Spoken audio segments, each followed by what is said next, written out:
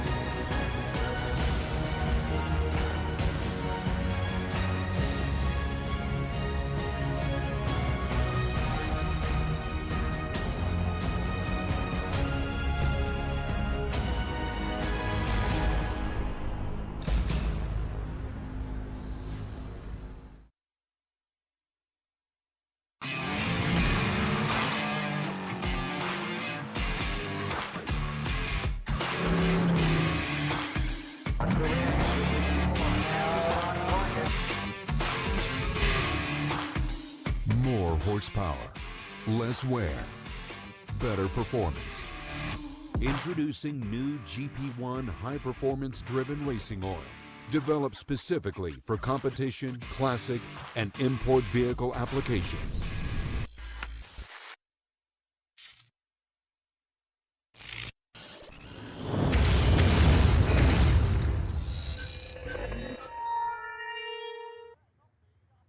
Well, welcome back, ladies and gentlemen, to round 3 of the 2021 UK Drift Championship. In our Pro 2 competition, earlier on we whittled down 30-plus drivers into our top 32. But, unfortunately, some of them, Mark, didn't make the grade. We ended up with just 28 scoring drivers, just going to show how hard and determined, I can't even get the words out, how hard this track is to drive. It is. I mean, this track's absolutely incredible. And when you get it right, and once you've gelled with this track, you know, that's it, you're in and you're off and you're live and it's absolutely wonderful. But it takes a while to get used to this layout because that first corner, people don't realise just how fast it feels in a car when you're going into that first corner.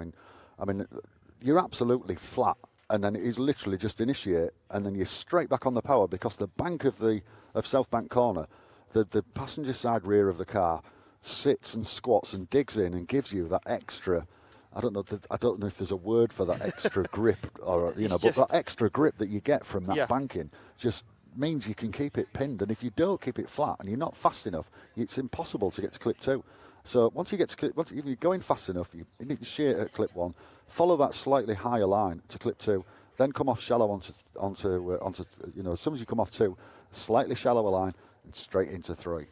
It's a tough track. And the rest of it comes naturally. Of course, the rest of it comes naturally. 2 hairpins, muscle memory, as you said earlier on.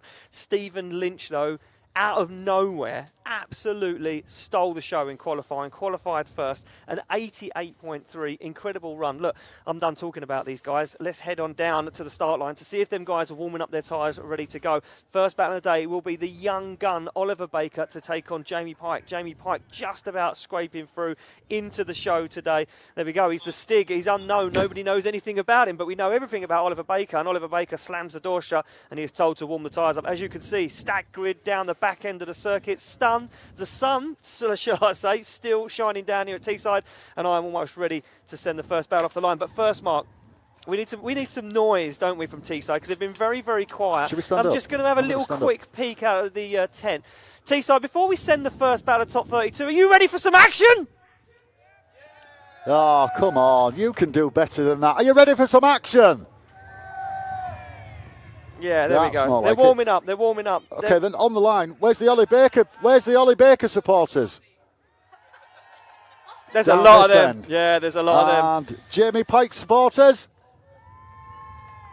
No, his sister's turned up. There's a few of them down there as well. This one. Well, this one is it's going to be hot and heavy to contested. There we go, Oliver Baker on the line, ready to go in the lead position. Jamie Pike, he said, well, I scraped in to the top 32. Oh, he's been left napping. Oliver Baker off the line, through the chicane, down he goes through the gears. Jamie Pike could have took a little bit of advantage there and jumped the start line, but he didn't go for it. And look at this, Baker opens up a massive lead, but Jamie Pike fires that skyline in. Oh, gets it a little bit too hot in the middle of the circuit and almost over-rotates, has to bail out of it. Baker stays in it though, and this one looks like Baker's got 1 foot in the top 16 already. Yeah, absolutely. Yeah, I mean, like I said, I explained earlier, if you're watching the qualifying, that chicane is there so the lead car can't get a jump on the chase car. And you've got to be sat watching Dale when he says, it's time to go, boys and girls. Because if you're not ready, you get left off that line, as we saw there with Jamie and Ollie. Yeah, and you're just playing catch-up there. And the chase car, so that you guys at home do know, he can start edging away from the start line because he has to fall in behind the lead car initiation. It can't impede the lead line either. So he has to, fall behind when the lead car initiates. We go back to the line to stop him around Baker in the chase position. Yeah, you watch Ollie now. Now, the difference will show. Now, when Dale says go, Ollie is going to be on that clutch pedal, waiting at that biting point for when Jamie to go. And Ollie is not going to let him go. There he goes. Look, he knows that Jamie's going to might be a little bit faster. So Ollie takes the jump, and there he is. Look, he's right up behind. And he initiates earlier than Jamie. Now his spotters, I'm not sure if it's Glyn. I think it's Glyn up there on the banking. Will be to Ollie to just leave a little bit of distance. Obviously, we don't want to see an inactive chase. Oh, and Jamie spins and plants it on into the tyres. And did I hear a cheer from the crowd there? Yeah, that would be the Ollie Baker fans out there cheering. That will be Ollie Baker. So we look across to the judges, and I think it's pretty obvious from where I'm sitting. Can we get a call from the judges? Can we make it official?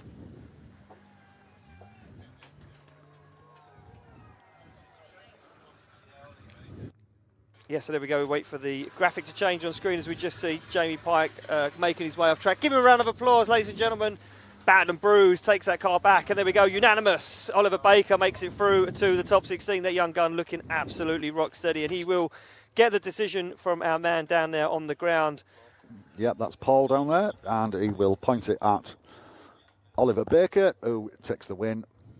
So makes it all official. Yeah. Ollie will go back around the west track and line up, ready for the top 16 battle. So, Jamie Pike, we will see that car again tomorrow. Dominic Gates intends to drive that car tomorrow in the Procross. Yeah, so double duty there for that car. So, on the line, we have Finn Wells and Damon Murphy. I mean, I'm not going to lie, I've got a bit of soft spot for that 350Z. I have, yeah, young lad, just starting out, 16 years of old.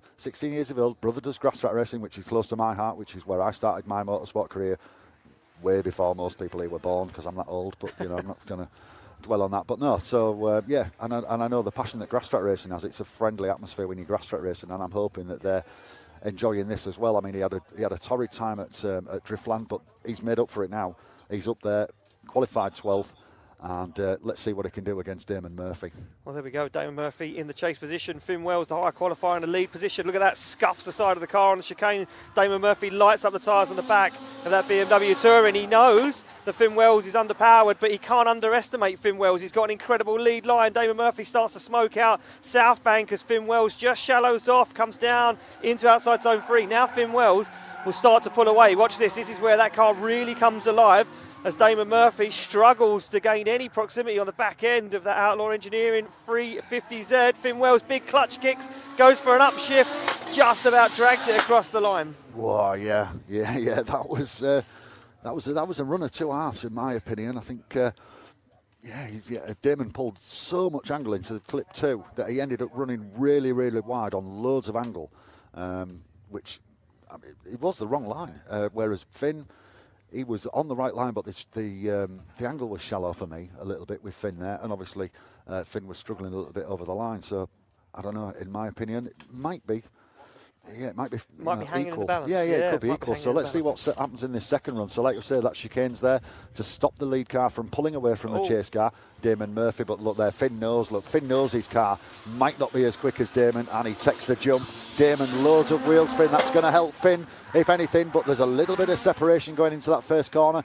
Finn will be absolutely, that throttle is going to be welded to the floor as he comes round South Bank corner, down into 3. And Murphy's pulled on some angle. This is where Finn can close up. He's shallow on the clipping point, on the clipping zone, but he's still there. And Finn there closing up on that inside line. And then look at Damon Murphy, way, way wide on that clip, through that final clipping zone. So yeah, I'm not sure if the judges would want to see a replay on that one, or if it's just going to be a straight result. I love the proximity from Finn Wells. Just putting it out there, that was incredible. He knew where he had to make the dive, and he did make the dive down on the first hairpin, got up onto the side of Damon Murphy's BMW and just glued himself there, all the way there across the line. Incredible driving for that young man. He knew. So judges wanting to see a replay of this one. Damon Murphy just getting some cool air inside that car, flapping the door open and close just to try and get some air back in. So judges want to see a replay. And you can see Damon Murphy went to go off the line, stopped, and then lit it up. And Finn Wells did everything he could, just started to get dragged away, though, from that initiation point. I wonder if it's going to be all on that final clip with Damon. I mean, to me, he looks extremely wide, but the replay. So obviously, if you're here on the banking, obviously we are streaming live, and we do have the option to see replays. So the judges, obviously, they take this very seriously. Obviously, these three guys have got a serious amount of experience between the three of them. Yeah, very wide there from Damon Murphy on that final outside zone. Right, and then we're going to get to see the first run as well. So the mum and dad will be watching on their phones, yeah, down on the there. phones or the tablets or whatever, just seeing what the judges are seeing, making sure they get it right. Like I say, Damon, wheel spinning all the way, trying to keep up with that awesome looking 350Z. It's really well put together. Is that 350Z? So well built, and I wonder if they just grip that car up maybe a little bit too much, and that hurt his lead. This is what I mean. Look, he's really wide, but then he stays really, really wide. He's really, really wide, but there was a straighten from Finn Wells, coming down. Yeah. And then there was another straighten as he come out of the final outer zone towards the finish line. Does that outweigh the proximity? I don't know. Do we see him again? Do you know, to try and get a clean battle? Do we see him again? Anybody on the banking think it should be Finn? Anybody on the banking think it should be Damon? Anybody think it should be one more time? Yeah, they want to see it one more time. I'd like to see it one more time, to be honest with you, because I think both those guys got the nerves out of the way now, so then they can really chill in the car, think about what they're doing, get back into it. Yeah, and I think that's what the judges have decided. Now they've done 2 runs against each other. All right, there we go. Look, Rich says one more time. Yeah, so there we go. Rich says one more time. What does Pete? Yep. Oh, there, unanimous. It's going to be one more time. So you lot are out there were right. Yes, so we're going to see them again. Obviously, the judges unable to split the decision. Honestly, they are so finicky and so fussy on what they see, and if they're not happy, they will want to see it again. Of course, yeah, of course, and they'll keep looking at the replays and discuss the situation until they get to a decision. Yep. So it's going to be one more time. Those guys will head back to hopefully straight to the start line. Yeah, fingers crossed. They'll head straight back to the start line. They won't need anything. Yeah, look at that graphic straight back up. These guys don't need no tyres and fuel. Hopefully. And they get straight back into it. And yeah, I do believe it's going to be, it's both guys making mistakes. Easier to run them again and get it clean. Yeah, I mean both scrappy runs, but so I've got one ear on the radio, listening to what's going on. One ear on the headset, listening to me jabber on about drifting as always. You jabber on about drifting? Never. That's what I get paid to do now. Oh dear. No good at driving it, really good at talking about it. Right, apparently. So where are we up to? So just waiting to get those guys on the start line. Oh, right, okay, we've gone to tyres. They have gone for some tyres and they've gone for a quick little recess of the car. And we'll potentially move this on to the next battle, which will be Harry Archer to take on Keelan Trevillian. Yeah, there we go. Callum Payne does get a bye into top 16. The top 16. So Callum Payne a bye into the top 16. Not going to take the bye run, so he's going to save the car, save the fuel and tyres, and moves through. Harry Archer now takes on Keelan Trevillian. Trevillian in the chase position. And we know Harry can drive. We saw it at Three Sisters. Took the win in this MX-5, which baffled a lot phenomenal. of people. But then again, you know, Three Sisters, it's not as fast as this. Don't need that much power. It's much more technical.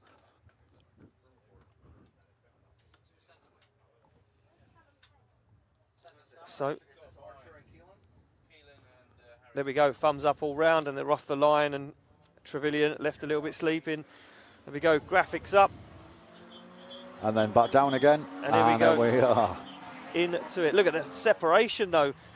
Harry Archer not messing around, straight into it. Nice line. Look at this from Harry Archer as he comes down. Oh, and a big straighten from Keelan. Yep, almost straight. Again, it's back to that. If you're not fast enough into that first clip, you can't carry the speed into around that South Bank corner. It just doesn't happen. So yeah, so for me on that one, I mean, Harry's going to straighten just a little bit over the finish line. That little MX-5 is running out of puff a little bit as you come over the line. But the rest of the track, I mean, yeah, I mean, this track is just demanding. Wait till tomorrow. With the pros. Yeah.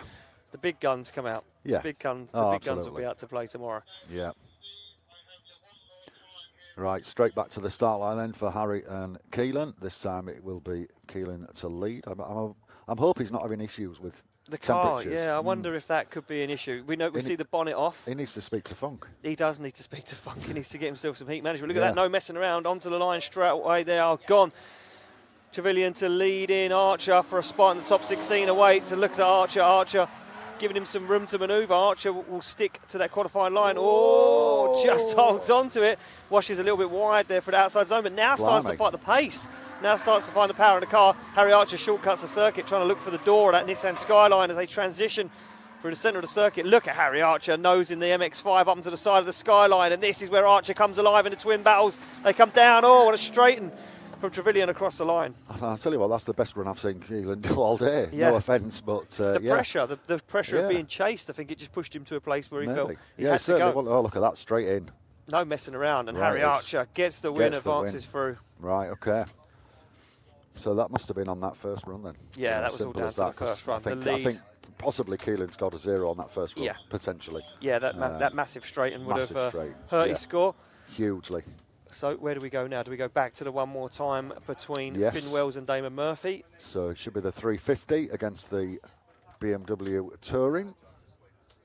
So like you say, these two have done one battle, so they know each other's, they know what to expect now. Yeah, so they know where the line, they know the line they're going to drive, they know how fast the cars are, and you push a little bit more. And I wonder, did they grip up Finn Wells' car just a little bit too much, knowing that he's into the show, he's into the battles, and that he needed a little bit more legs to try and drive away, but that wasn't really the case. That upset his line. He had a very nice qualifying line.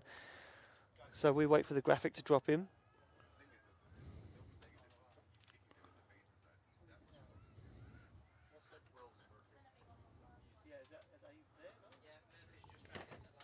So there we go. So we are hearing that Damon Murphy's working his way through the back of the pack there, trying to get down. Obviously, top 32 grid stacked all the way around the circuit. So Damon Murphy just trying to work his way back to the start line. It will be that one more time battle.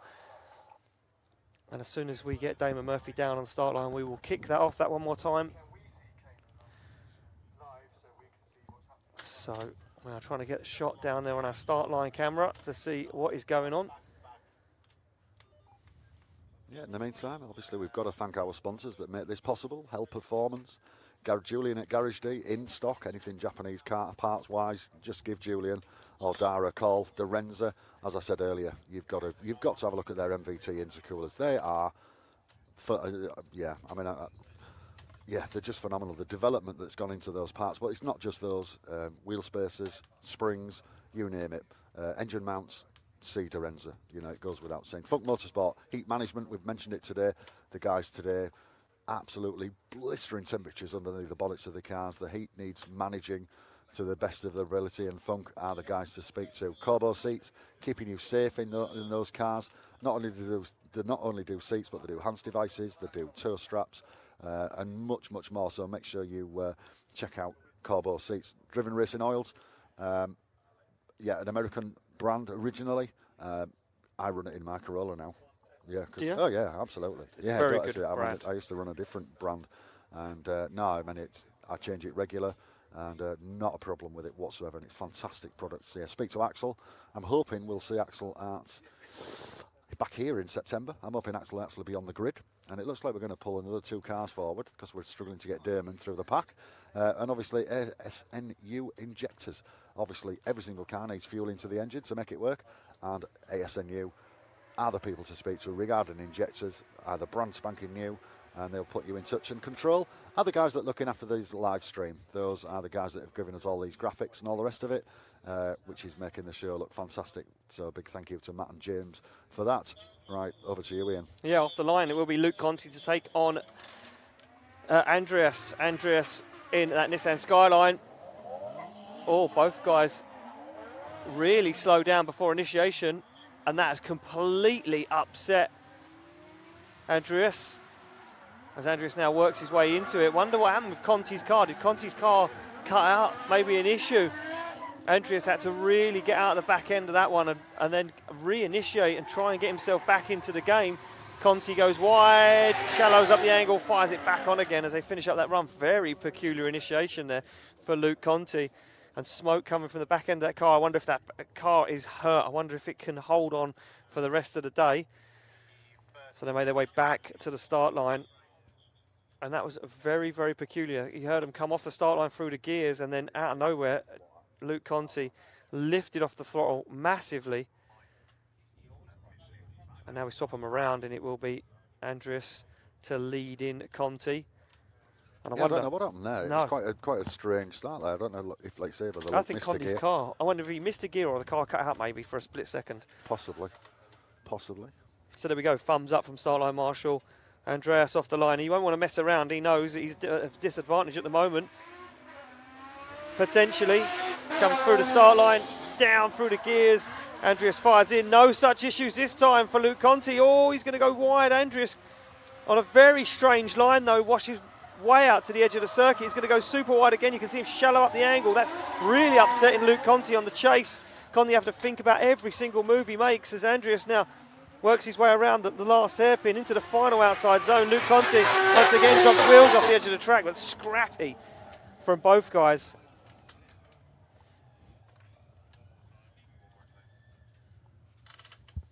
So there we go.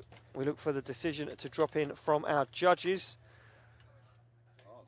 Oh, well, look at this. One more time. No messing around. No messing. One more time. So one more time from our judges. And again, too scrappy, not clean enough to work it out. So these guys are going to have to go back at it again. They can either go straight back onto the grid, or if they need tyres, back into the paddock. Yeah, I think if it's tyres, obviously, we'll have that one more time from Finn and Damon, if we've managed to get Damon back to the front of the grid. So we're just going to have a quick word of James. James, another one more time. That one too scrappy to decide? Yeah, essentially, Ian. As always, in an ideal world, we want a clear and decisive decision. Really bad errors by Luke and Andreas in their respective runs. Cumulatively, there was nothing. We were about 6-4 one run, 6-4 the other, with sort of pros and cons on both. So I want to see it again, please. So there we go, and we are going to see it again straight away. No messing around. Back on the grid they go. Conti to lead, Andreas to give chase. Now, Conti needs to clean up that initiation. Massive, massive error on that initiation. Did the nerves get too much for him? The moment, the heat of the moment, was it all too much for both of these guys? Fire down, no messing around this time, and once again, Andreas making a whole host of errors, massive amounts of understeer. Luke Conti right to the outside edge of the circuit, but that's going to put him in a really strange position for outside zone 3. Oh, and Conti over-rotates. Yeah, and contact there as well. And Conti's car has fired out a whole load of water onto the track. So I wonder if Conti's car is hurt. I wonder if Conti's car's got issues. Now, how will this one play out? Will it be the first 0 scored and the judges just deliberating this one? So one of our marshals just going to run down onto the circuit, clear up that little bit of debris. And look at that, you can see the water on the track. I wonder if Conti's car's hurt. I wonder if that's not playing ball. So Yeah, I've no doubt. Yeah, and we're Scott just will going to check. test. Yeah, he's just going to test what it is. If it is water, we'll just leave it. Obviously, if it's oil, we'll get that cleaned up. But no, it looks like it is just water from And obviously the our guy shouldn't be on that line anyway, because obviously that's on the inside of the corner. Yeah, that's right. That rear wheel should be right to the outside edge of the circuit. So let's have a look up to the start line and see what's happening. I suspect that Luke will be disappearing off into the paddock area, which means he will be calling a 5-minute rule. 5-minute rule, where the drivers have 5 minutes to get their car repaired. Once they are back into the pits and sorting out once they're in the pits and they start repairing the car, that's when the 5-minute rule starts, and then they have 5 minutes to then get the car back on the floor, onto four wheels, and start moving back towards the start line. So just taking a look back at the replay. Now, where does this one come down to? How does this lie? Is it going to be the first 0 scored? Does that cancel out the spin from Conti? Nice initiation, but look at the understeer. Massive amounts of understeer. Straightens, understeers massively. Conti's on it. Sticks it to a very wide line, but that wide line pulls him away from outside zone 3 and then gets him onto the marbles. Look at the steam coming from the external wastegate. The exhaust pipe coming out the bonnet. Oh, I don't know. I'm in two minds here. I wonder if Conti's car is hurt and he can make it back to the start line, or...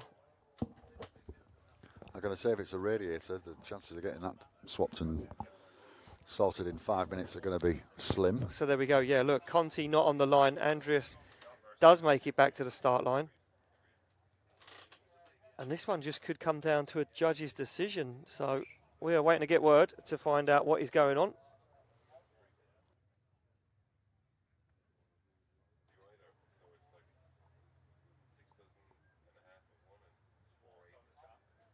So we are being told it is just water from the car, but dangerous.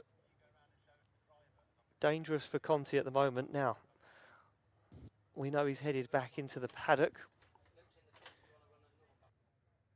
So yeah, Luke Conti, we are getting confirmation, called a 5-minute rule, trying to get that car fixed, trying to get himself back out into the battle, which means we're going to move on with another battle. So one half of that one more time battle left to go.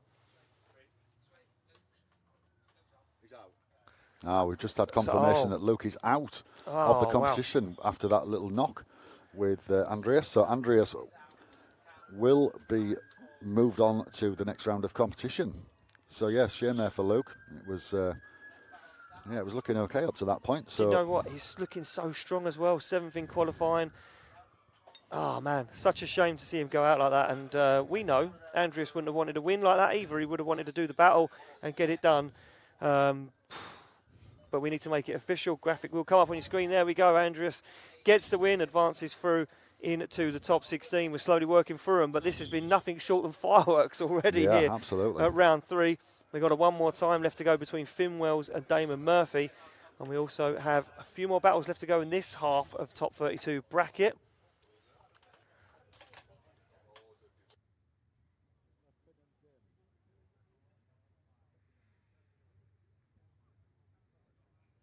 So we are hearing now in the paddock that Damon Murphy can't start his car. He's having issues with the car. Finn Wells ready for action. That 350Z on the line, ready to rock and roll. Damon Murphy, though, goes back in to change some tyres for a one more time battle with Finn Wells. Now the car won't start. So we are waiting to find out how much longer he's got left of his 5-minute rule before he is excluded from competition. Will Finn Wells get a bite? He'll be taking on Oliver Baker. 2 young guns of the championship. Possibly go head-to-head. There you go. You can see Finn Wells in the background, sitting there with the door open, chilling, maxing, relaxing, waiting for the next battle. We move it along. Matt Walker to take on Carl Handley.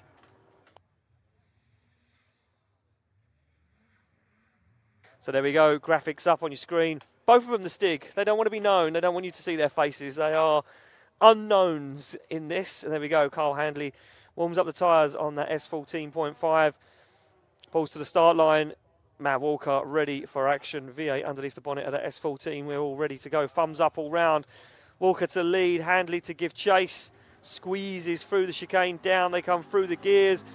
Starts to smoke the tyres already. Does Matt Walker as he fires in. Separation already now. Cole Handley, gets a big moment of understeer. He's put too much angle on. He's going to have to sacrifice that, reinitiate way down on the bank. This is all falling apart right now for Cole Handley in the chase position as Matt Walker looking strong.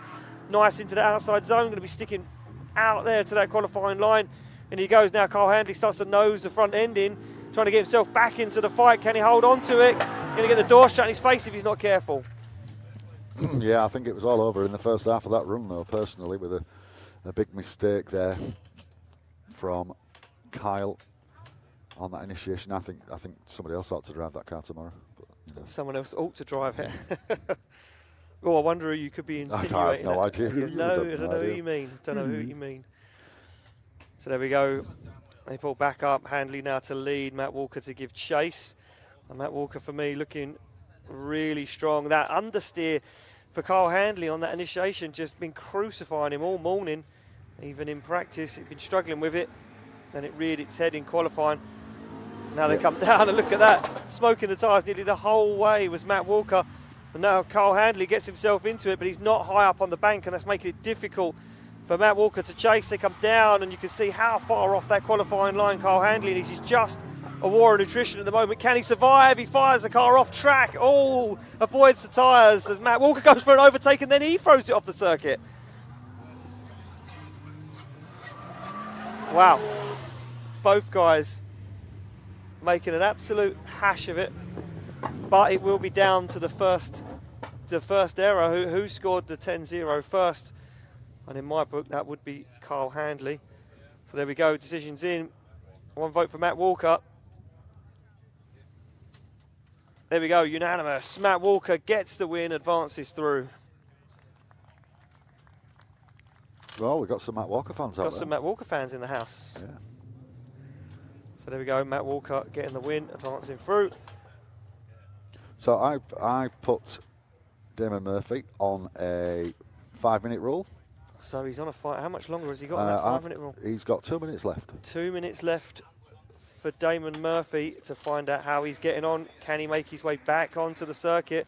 He's got 2 minutes, Steve, and he's out. He's got 2 minutes and then he's out. You heard it there in the background. What can Damon Murphy and the team do? Finn Wells, he's cool, calm and collected. He's just chilling in his just car. Sat there waiting. Waiting for battle. The thing is, though, we're drifters. We hate winning a battle by of default. Course, yes. You know, it's so much nicer to win a battle properly. You know, we always say it in briefings. It's better to lose an awesome battle than to win by default. Exactly Full that. stop. Exactly that. And those guys would want to go head to head. Going head to head will be Ben Mears and Aaron Grantham right now.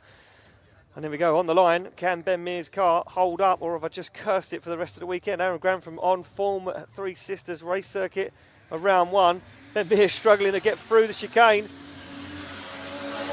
Goes for the opposite flick, thinks about it again, backs out of it, and then just goes for a straight initiation. And Ben Mears gets himself up onto the bank. Nice line. As he comes down his outside zone 3, Ben Mears looks like he's found some form in that car. Looks like it's working just as I say that. Gets a moment of understeer, and that's the straight, and that really upsets Aaron Grantham in the chase position. Grantham now going to struggle to get himself back into the fight of this one. Ben Mears hammers down across the line. Yeah, that car of, the judges look at these battles and will see that Ben has made a mistake, forcing Aaron into making a mistake. You know, it's as simple as that. So the judges will see that and take note.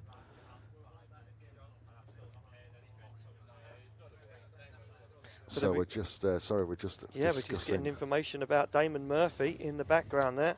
Yeah, I've got 30 seconds on my clock before Damon Murphy needs to make an appearance and start moving back towards the start line. But in the meantime, Ian Grantham in that lead position this time. Will go through the chicane. Dale sends them on the way. Ben Mears, the winner at Driftland at the end of 2019. Sounds like a long time ago now, but looks like he's got the bit between his teeth. And Aaron Grantham, though, this time in that lead position, running that perfect qualifying line out to clip. And Aaron makes an error and forces Ben into a straight. So have the roles been reversed, and will this end up being a one more time? However, Ben's not made up any ground on Aaron like Aaron did on Ben on the first battle. Debatable. That is my alarm Oh going wow! off. I wondered boys what and that girls. sound was. I was like, "Is someone and got to he's get here. up for bed?" He's and here. look at that in at the that. background. The alarm goes off as Damon Murphy rolls up alongside Finn Wells, and he looks across, gives him a cheeky little wink, and says, "It ain't over until it's over." Wow! Skin of That his was teeth. close. Skin of his So teeth. he must obviously he was already moving then to get up there towards the start line, and So here we go. Well, we so much in the heat at the moment between Damon Murphy and Finn Wells, we forgot about the decision for Right, Ben judges. Mears and Aaron Grantham from our judges. We wait for that graphic to drop on screen. Who will take it through to the top 16? All of the judges waiting for a replay. Replay. They're asking for a replay. Okay. Right, here we I'm go. asking for a replay. So here we go.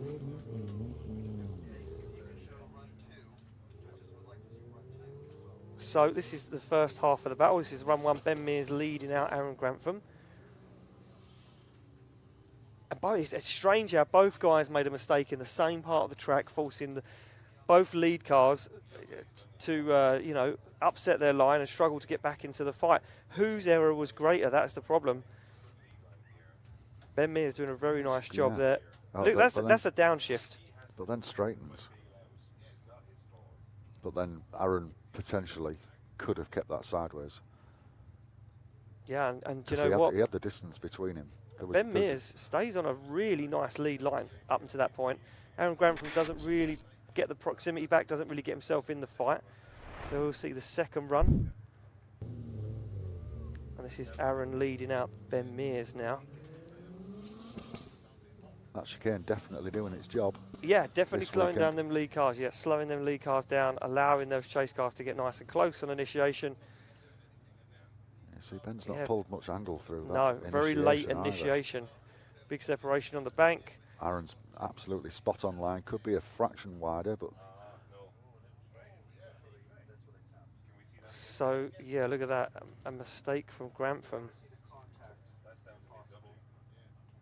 So, Grantham's line, though, again, not bad, but then another straighten from Ben Mears in the... God, I don't know. I think for me personally, I think the easiest and cleanest way is run them again and find out who's going to be going through. We got any Ben Mears fans in the house? Yeah, sounds like it. We got any Aaron Grantham fans in the house? One person. and do you know there was loads of them last night. And there was loads of them. Yeah. There was loads of them. So judges just taking a look back at the replay. Aaron Grantham waves to his fans. So Well, now somebody's excited. Someone's excited. Oh, the judge is still looking at this. They're trying to determine whose fault was greater and who made a greater mistake. And I think they're weighing heavily on Aaron Grantham's mistake coming down into outside zone 3 because the line Grantham takes into outside zone 3 isn't clean. He's offline and he makes a mistake. Watch this. Look, he comes in the circuit, handbrakes way too early, big straighten, contact, and that upsets Ben Mears.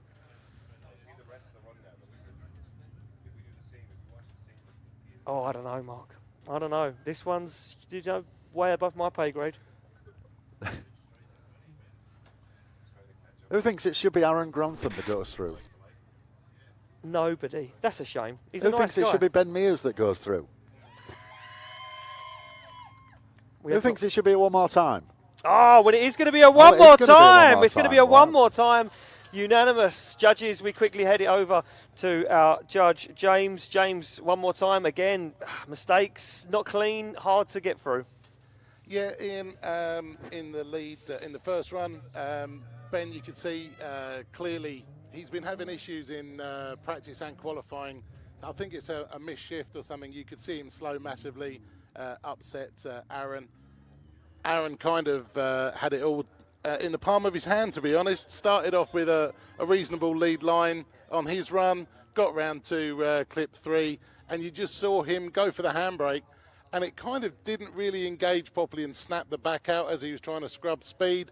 But he's already steering to the inside of the corner, and that's what we replayed a couple of times. He literally drove straight whilst slowing without the handbrake locking the rear wheels, and that's what put Ben off, and we've got to see. It's like for like. I've got to see it again. There we go, a like-for-like mistake on both lead and chases, so we have to see it again.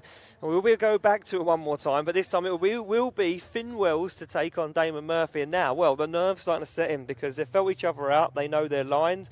They know exactly what each guy's doing. They may have made a few changes to the car. But now they sit on the line after a long wait. A few battles have gone through, and they've got to do it again. Finn Wells to lead, Damon Murphy to give chase. And there we go, no messing around, straight on the start line after warming the tyres, thumbs up all round, hands go down. Damon Murphy not scared to try and overtake Finn Wells down as Finn Wells smashes through the gears. But look at Damon Murphy, gives him a little nudge almost as they come down. Backs out of it, Finn Wells on a much nicer line this time. Damon Murphy goes very wide, throws 2 wheels off the circuit. Can he hold on to it? He is, but he's lost a lot of ground behind Finn Wells. Finn Wells on a perfect lead line at the moment. Look how deep he is in that outside zone. Going to transition back in front of the judging tower now. Damon Murphy trying to gain back some lost ground. Finn Wells gets to that perfect outside line as Damon Murphy puts miles too much angle on it. Yeah, I think as a lead line, I mean, that was if that was a qualifying Textbook. line, it'd be like, yes. Yeah, a little bit more angle available, possible. Maybe. Maybe another, maybe a 50 shot on NOS, Just a little bit of nitrous in that would go down a treat. Bit of Fast and Furious stuff going on, but no, I think I mean, considering what Finn's age and what have you, that was an absolute textbook run for what he's got underneath him, should I say? Yeah, Damon, scrappy. I think over trying, if anything. Yeah, I think he's trying to overdrive the car. Look at that, hands down straight away. And Finn Wells, no messing around. He knows he can't let Damon Murphy get away. Damon Murphy starts to smoke the tyres on the back of that BMW as they come down to initiation. A little bit of separation opens up straight away. But Finn Wells knows what he's doing. Look at this, shallows up the angle, shortcuts the circuit. He can do that in the chase position. Just needs to be careful. Catches a little bit of understeer as he hand brakes down into the outside zone. And now Damon Murphy transitions back, opens the door. What can Finn Wells do? You can see Finn Wells working that car on and off the clutch, on and off the throttle, up onto the side he goes. Oh, he gets a little bit wavered, but he stays in it. And Damon Murphy, opposite drift, coming out with that finish. Yeah. Which... I think that's all she wrote for Damon Murphy, but I could be wrong. So here we go. Decision drops in from our judges. One vote for Finn Wells. Finn Wells. There we go. 2 votes for Finn Wells. Finn Wells gets the win, advances through to the top 16, and it will be the 2 young guns of UK drifting going head-to-head in top 16 later on this afternoon. Oh, Mr. Baker. It will be Baker to take on Wells. Incredible. And but no, I mean, fair play to Damon as well. I mean, we know he's had issues with that car. Yeah. I mean, he snapped the prop shaft at Driftland at the last round. So yeah. Right. So Harry Hudson and Lee Chambers will be coming up to the line next.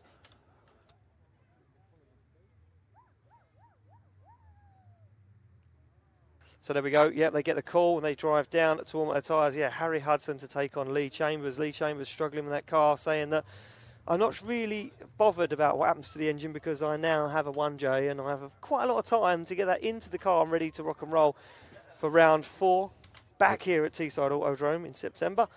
Yeah, and the guy's not bothering warming the tyres up because I reckon they're going to be hot enough already. I think that the heat down there on the track, I think they're saying, well, you know what, no messing around, let's just get straight into it. Look at that, Harry Hudson like a scolded cow off the line. No messing around. Chambers caught napping as Harry Hudson starts to pull car lengths on Lee Chambers. Harry Hudson fires in a little Corolla, been dialed on that qualifying line all day, and now Harry Hudson massively drives away. Oh, what a big mistake there for Lee Chambers, down into that first hairpin as Harry Hudson gets himself deep into those outside zones. Oh, and a little wobble from Harry Hudson as he goes for an upshift. Yep, levels it off for me.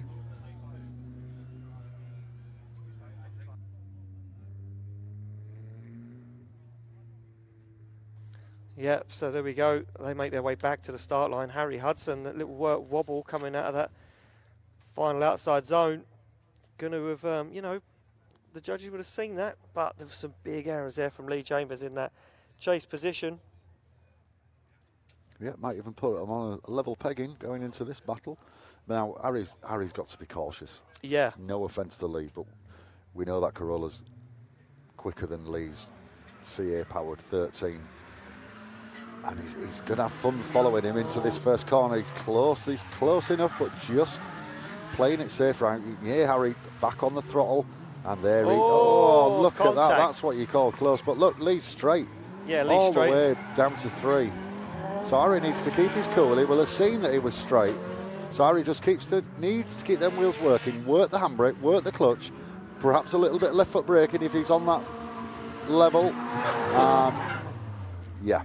I think Harry did well there. I mean, he could have backed out of it and just lifted off, but no, he chose to keep it in.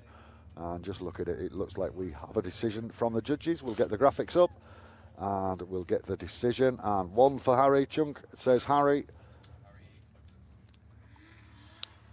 Yeah, look at that. Look, votes drop in. And there we go. Harry Hudson. Payne, and last but not least, James, all agree on Harry Hudson taking the win. Right, so Harry Hudson gets the win. We make it official on the line. Thank you, Paul. And then we look back up to the start line, and we should have Paul Howell and John Gordon. Yeah, so it will be the first start development E36 Tourer against John Gordon in the S13. BHP Extreme S13. Oh no, it looks like we're going to go back to the one more time. Oh, are we going back to the one more time? Oh, they didn't tell us that. Told us everything else, didn't tell us about the one more time. That's fine. That's fine. We know how it is now. Right. There we go. We get the thumbs up all round. And well, look, we just need to see a clean lead from one of these guys, and we could potentially get one of these guys in to the top 16. Through the gears they come. Grantham not messing around. Look at that. Gives him some room for the initiation. Ben Mears a lot nicer on the initiation this time, way high on the bank. Very nice lead from Ben Mears. Can he get the downshift done? Look at this from Ben Mears. Textbook lead at the moment from Ben Mears. Oh, and Grantham throws it away. Makes a massive error in the middle of the circuit, right under the judges' noses, as Ben Mears just needs to hold it together. One more turn to go. Ben Mears looks dominant. So Ben Mears doing everything the judges required. Clean lead. Just put a clean lead in. Now he's just got to do that chase. Yeah. And let's hope Aaron keeps it clean, keeps it straight, and we have a good battle. That's what we're after. That's what we're here for.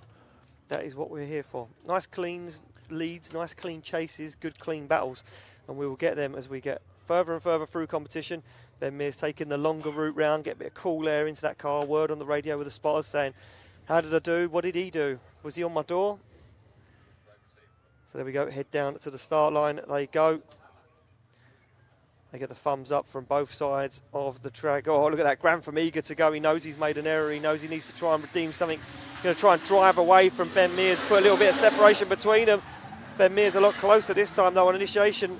Aaron Grantham absolutely fires into outside zone, though. Lights the tyres as they come round the top end of the circuit. Ben Mears just needs to keep it clean, hold it together as they both come through that first hairpin. Ben Mears stares down the side of the BMW as Ben Mears looks to take one step into the top 16, edges up onto the door as Ben Mears proves the stronger contender. Wow. I think that's the best battle we've seen so far. The best run. That was very tidy. Very tidy. That was good. Yeah, I enjoyed that. Looking across to the judge, it looks like we've got it. We've got a decision. Let's make it official. Let's get the graphics up. And there we go. Rich and Payne and James all say Ben Mears takes the win in the S14. So Ben Mears takes the win over Aaron Grantham. Some good driving from Aaron, but not enough against Ben Mears, who is most definitely on form. Yeah, he is on form. That lead was incredible. Looks like he stepped it up, and the chase reeled him in over the run, slowly reeled him in, waited for the last moment, dived on the door. Here we go, moving along to the next battle. Paul Howe to take on John Gordon. And Paul Howe, as we mentioned, finding his form, slowly getting stronger and stronger as we move through competition round by round. And Paul Howe now sits in the lead position, the stronger contender in qualifying. Somebody will have screenshot that and said that's not an R32.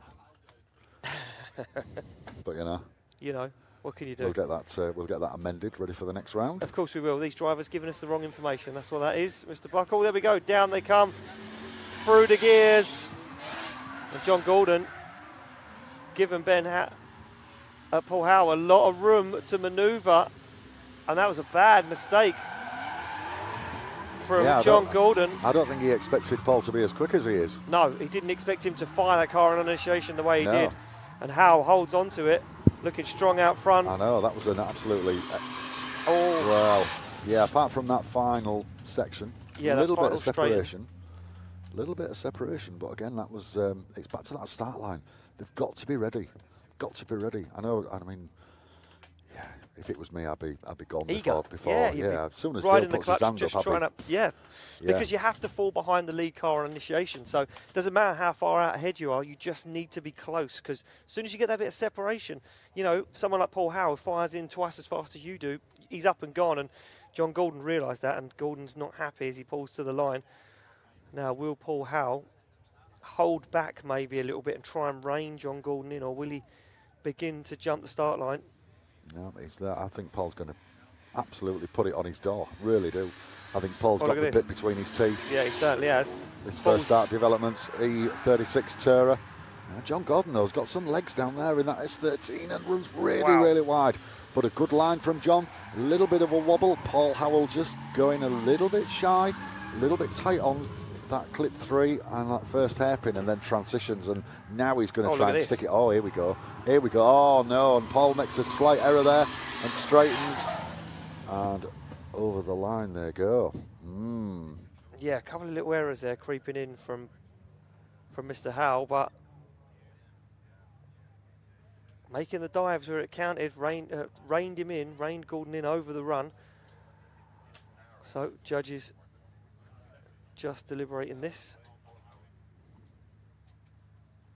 We wait for the graphics to drop in. Here we go. One vote for Paul Howe. Oh, it's Paul Howe gets the win, advances through, takes John Gordon out of competition. Yep, so that's the first start developments with one driver in the show. Yeah, that's one in the show, in the top 16. I keep wondering if Mark Brown's going to do what he did at Driftland and jump in a car tomorrow. If you peer pressure him enough, maybe. I keep suggesting things to him. 2 cars he can use. I know. And here's another car we might see tomorrow, and that's Ames Hill's car, but we'll worry about that tomorrow if it happens. In the meantime then, Ames Hill in the Fast R34, and she's been getting some serious amounts of seat time in this car of late. And it's Michael Bennett in that 190 brake horsepower. Obviously that graphic's wrong because he's using his spare car. So there's going to be some difference here.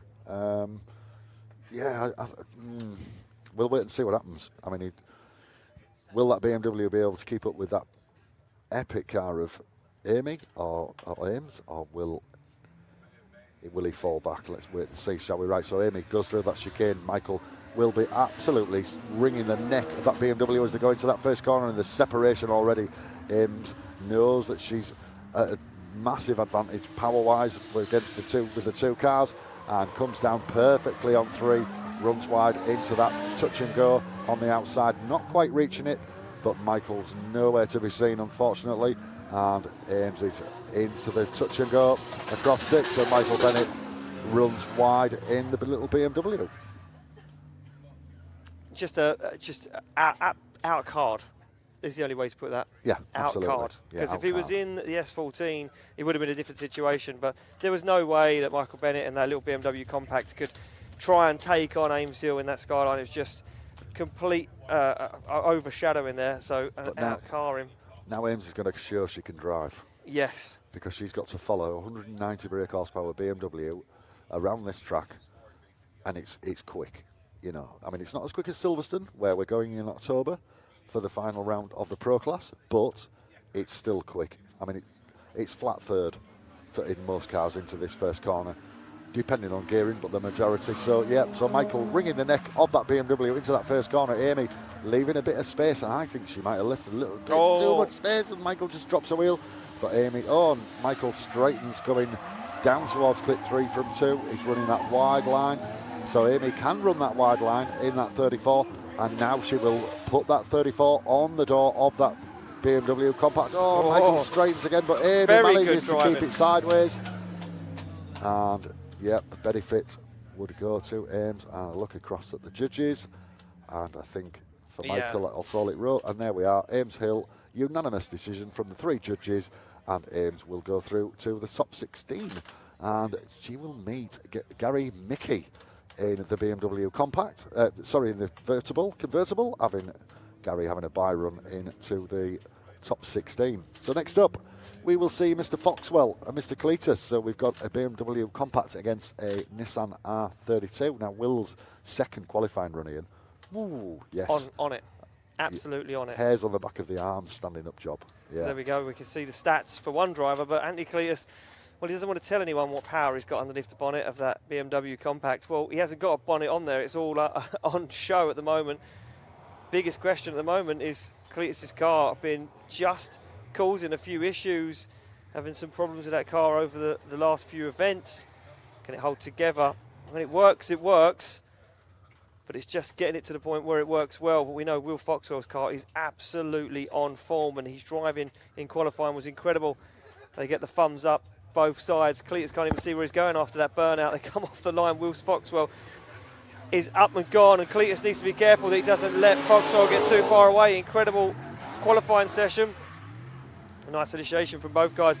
Look at this. Cletus is going to go wide, drops wheels off the edge of the circuit. Foxwell holds onto it, goes very wide on outside zone 3. What a line from Will Foxwell as he gets back up on the throttle into that final outside zone. Kicks a little bit of dirt up in the air, little catch of understeer, goes wide once again. Cletus jumps up onto the back bumper, but nothing in it. Yeah, that was well. Yeah, certainly. Yeah, it was. Will's line was perfect all the way up to that final hairpin, and he straightened. Anthony's line, not so good, not as close proximity-wise as I would certainly like to see, but yeah, will that outweigh each other, you know, in the judges' minds? Because obviously these guys look at every single aspect of the runs, you know, for both drivers. So we'll see what happens on this second run, see if Anthony can run that perfect qualifying line. But like you said, Will Foxwell, he's on form. He's absolutely on form. When they come through the chicane, you see Cletus thumbs up, slam the door, he's ready for action. Straight back into it they go, no messing around. And Foxwell gives Cletus some room to manoeuvre, waits to see what Cletus does. Cletus gets into it. A nice line now, but look at Will Foxwell, jumps up onto the back bumper. Oh. Contact. And Foxwell makes contact with the back end of Cletus's BMW. Yep, and I'll be honest, I don't think that was Anthony's fault by the look of it. I don't think so. So they're going to want to see a replay of this. I think that was Foxwell just getting a little bit carried away, heat in a moment. Yeah, I think so. A little bit too ambitious, possibly. So let's take a look back. This is the first run.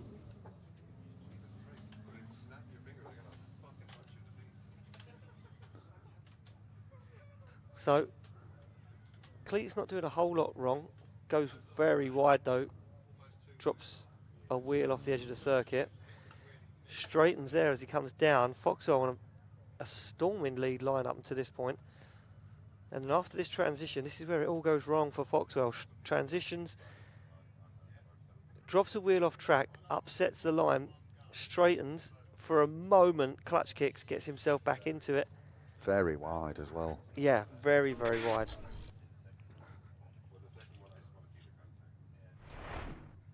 And then we go to the second run.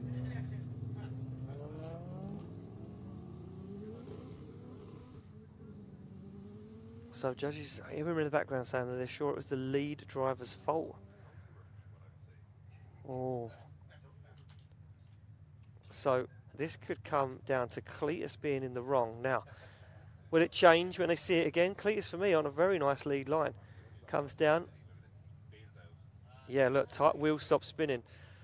Foxwell nowhere to go, has to make contact. Oh, God, could that be the end of the weekend for Cletus, that little error? Or could it go one more time? So we wait to see the decision from the judges. The graphic will appear on your screen. Oh, there we go. Two votes for Foxwell. Foxwell gets the win and advances through, and we have to go to the judges to have a word with those guys about that one. That one, a difficult decision. You blamed it all on the lead driver in the second half of the run. Yeah, essentially, in the first run, there was pros and cons for each driver. I think we might have been erred towards one more time if there was an unclear battle in the second run. Unfortunately, Ant was running a really nice lead run. We were both saying here, or all three of us were saying, what a really good high line he ran all the way up to 3. And I don't know if he's misshifted or what he's done. As he's come in through 3 towards where we should be out wide, he should be on the other side of the track, running all the way to the outer clip round here in front of me. He's dived to the inside. It looked like he was short of power. And on the replay, we saw very clearly, you saw his wheels completely straight just for a moment. And that's very clear that he's lost power, got to reinitiate. And obviously, Foxwell had nowhere to go. Well, so there you go. Foxwell getting gifted the chance in the top 16. We move it along back to the start line. It will be Joel Conlon to take on Tom Fruin-Clark. Conlon with a very, very nice qualifying line. And like we said, not all the power in the world compared to Fruin-Clark, but nevertheless, that lead line, one to keep an eye on. They come down. Fruin-Clark hunts him down as Fruin-Clark looks for the side of that Nissan 350Z. Gets himself in the middle of the circuit, wavers around as Fruin-Clark, as Conlon keeps himself in the mix. Look at that, Mr. Consistent, no messing around from Conlon in that 350Z out front. Absolutely dialed, and that's opened the door for Fruin-Clark to get up close and personal as he pushes a little waver from the lead car as they cross the line. Yeah, good lead run there from Joel, no question about it. Like you say, just that tiny little bit of tiny wobble just through that last section, but apart from that, yeah, that was a really good lead line, no question about it. Yeah. So we get him back on the start line, swap him around. Tom Fruin-Clark, though, a lot more power underneath the bonnet of that BMW E36 Compact. I've got a feeling this could be potentially an out-car situation with Conlon not being able to get the proximity, but Tom Fruin-Clark not absolutely dialed this weekend, making a few errors, throwing that car into a spin on the hairpins. Can he hold it together now? Pressure's on, they come off the line, down through the gears. Tom Fruin-Clark leading in. Joel Conlon for a top 16 spot awaits, and Conlon playing the very clever game of Fruin-Clark. And Fruin-Clark, just as I said, just not being able to string 2 runs together for some reason this weekend. The consistency just not there, and the heat of the moment, the heat of the occasion, getting all too much for Tom Fruin-Clark.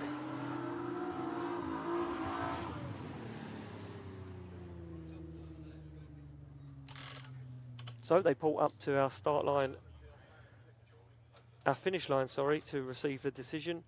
For you guys sitting watching at home, you'll see it on the screen. There we go, 1 vote for Joel Conlon, 2 votes for Joel Conlon. Joel Conlon gets the win because Rallycross isn't drifting. No, definitely not. No, and obviously that's that clipping point's gone for a wander. Yeah. Tom took it for a bit of a trip around the back end of the circuit, yeah. So Joel Conlon will make his way back to the paddock. A very happy man, looking strong. We move it along to the next battle and the final battle of our top 32, because Stephen Lynch does get a bye into the top 16. But who will he be battling? Will it be Marcus Tyre or will it be Darius? So Darius pulls up in that BMW E46. Marcus Tyre in that Nissan Skyline R32, and Marcus Tyre, just having a quick word with our start line marshal. Do you know what he said? I'm really nervous. Have you got any bottles of water? Because I'm really hot in this car. There we go, hands down, and away they go. Marcus Tyre through the chicane. Marcus Tyre absolutely beating the rev limiter to death. Massive separation, though, as Darius nowhere to be found so far in the battle. Marcus Tyre, though, very scrappy as he fires down. Oh, he's going to go way off the edge of the circuit.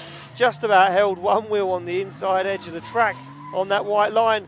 A transition back around as that opens the door for Darius. Darius gets himself into the fight. Oh, and another straight from Marcus. Very scrappy.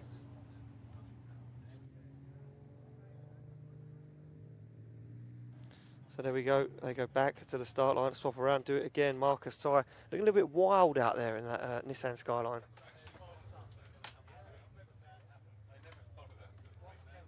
Certainly entertaining. Certainly entertaining. Certainly entertaining.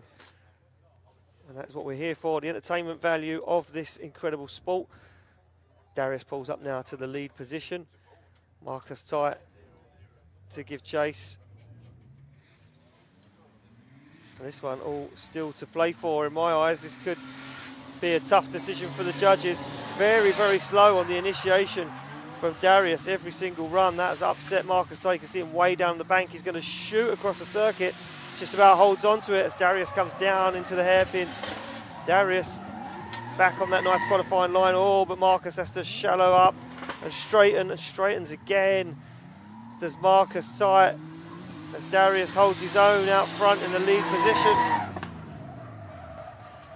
Yeah, a tidy run there from Darius in that lead position. And Marcus once again a little bit scrappy. And the decision is in already. Payne, Rich and James all choosing Darius to go through to the top 16. And that completes our top 32, does it not, young man? It certainly does, yeah, top 32, done and dusted. We move it along to the first battle of our top 16. And it will be Barker to take on Wells. I've been looking forward to this one. You went for a bit of excitement. Well, here we go. This is how it's going to stack up in the next step of competition. Baker to take on Wells, Payne to take on Archer, Andreas to take on Matt Walker, Stephen Knott to take on Ben Mears, Harry Hudson and Paul Howe, Gary Mickey to take on Ames Hill, Will Foxwell to take on Joe Conlon, Steve Lynch to take on Darius.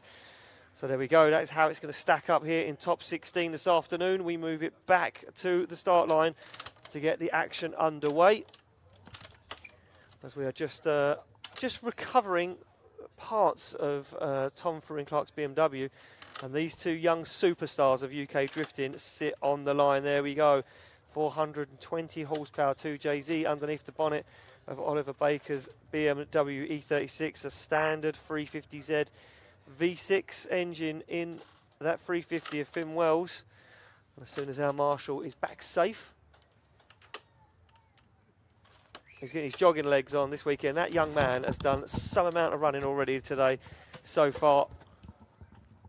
And once he is safe and ready to go, we will make our way off the start line down into that first corner. Who will take it?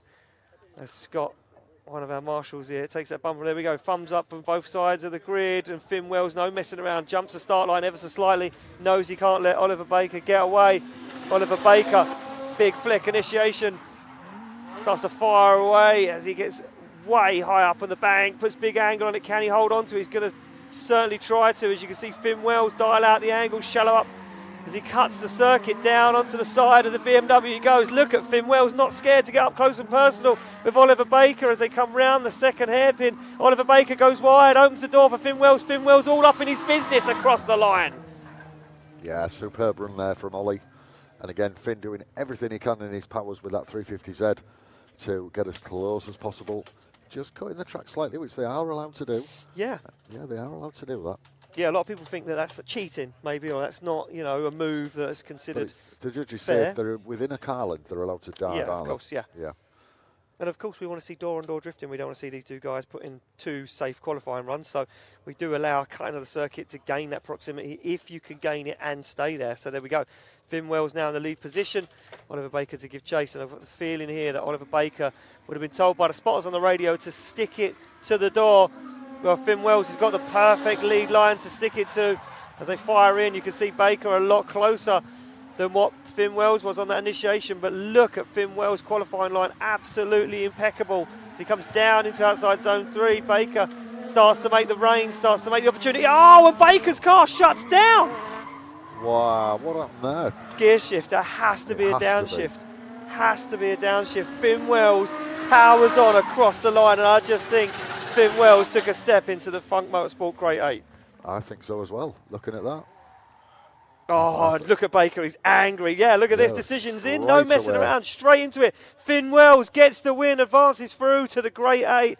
Baker out of competition, and straightening's not drifting, is it? The judges throw their hands in the air, slap to the forehead. Oh man, such a shame He was 6-4 up. He was going to take it through, and unfortunately that knocks him out of competition. And, well, that young man will be very upset. Finn Wells, well, what a weekend already for him. We move back to the start line. We haven't seen this young gun in action yet. It will be Callum Payne, your round 2 winner, to take on your round 1 winner.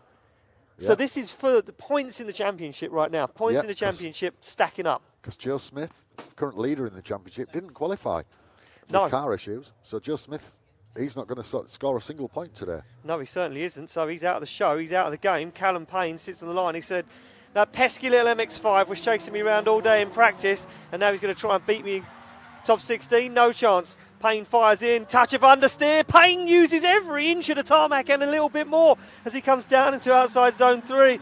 Harry Archer holds back, now starts to rein him in. Look at Harry Archer, positions that little MX-5 right up onto the side, works his way into the groove as Harry Archer feels out Callum Payne. Payne looking dialed as he sticks it to the edge of the circuit. What a battle. Awesome. Showing that MX-5 is a good match for anything within reason. Within reason. Yeah, I'm going to say within reason. Within reason, yeah. Within reason. Harry Archer. Well, I mean, he just took a chunk out the side of Callum Payne. Callum Payne needs to now repay the favour. And Callum Payne really needs to put a chase run in that he's beyond comfortable with, because at the moment, to me, Harry Archer looking like the stronger contender. And as I said, in practice, these two guys are going at it. 2 for now, every single run, no messing around. They know the championship's at stake. Could it be overturned this weekend? Could Harry Archer push Callum Payne down the standings ever so slightly through the chicane? Down off the start line they go. And Callum Payne won't want to let that MX-5 get too far ahead. Harry Archer with a straight line initiation. Look at Callum Payne, no messing around, straight onto the back bumper. Callum Payne, both cars washed to outside zone 2, but look at Payne onto the back end of that MX-5. They come down into outside zone 3. Callum Payne goes for a little nudge, a little dive up onto the side. Callum Payne bringing the pain to Harry Archer's weekend as he positions that S14 right up onto the door. Absolutely incredible. Teeside makes some noise. Wow. That was a battle. Superb. That was a battle. So, did Callum Payne bring the pain to Harry Archer's championship? Looks like it could go that way. 1 vote for Callum Payne. 2 votes for Callum Payne. Callum Payne takes it down. Harry Archer moves through competition into the Funk Motorsport Grade 8. And well, Callum Payne looks like the dominant driver in the competition so far. Can he continue? Can he back-to-back podium here at the UK Drift Championship? And, of course, these guys are all fighting for the opportunity to drive again tomorrow. Yeah, they certainly are. The top 8, we are going to be putting the top 8 drivers once again into the Pro class, because those guys were like fishes to water. As soon as you dropped them into that Pro class last time in Driftland, they absolutely thrived.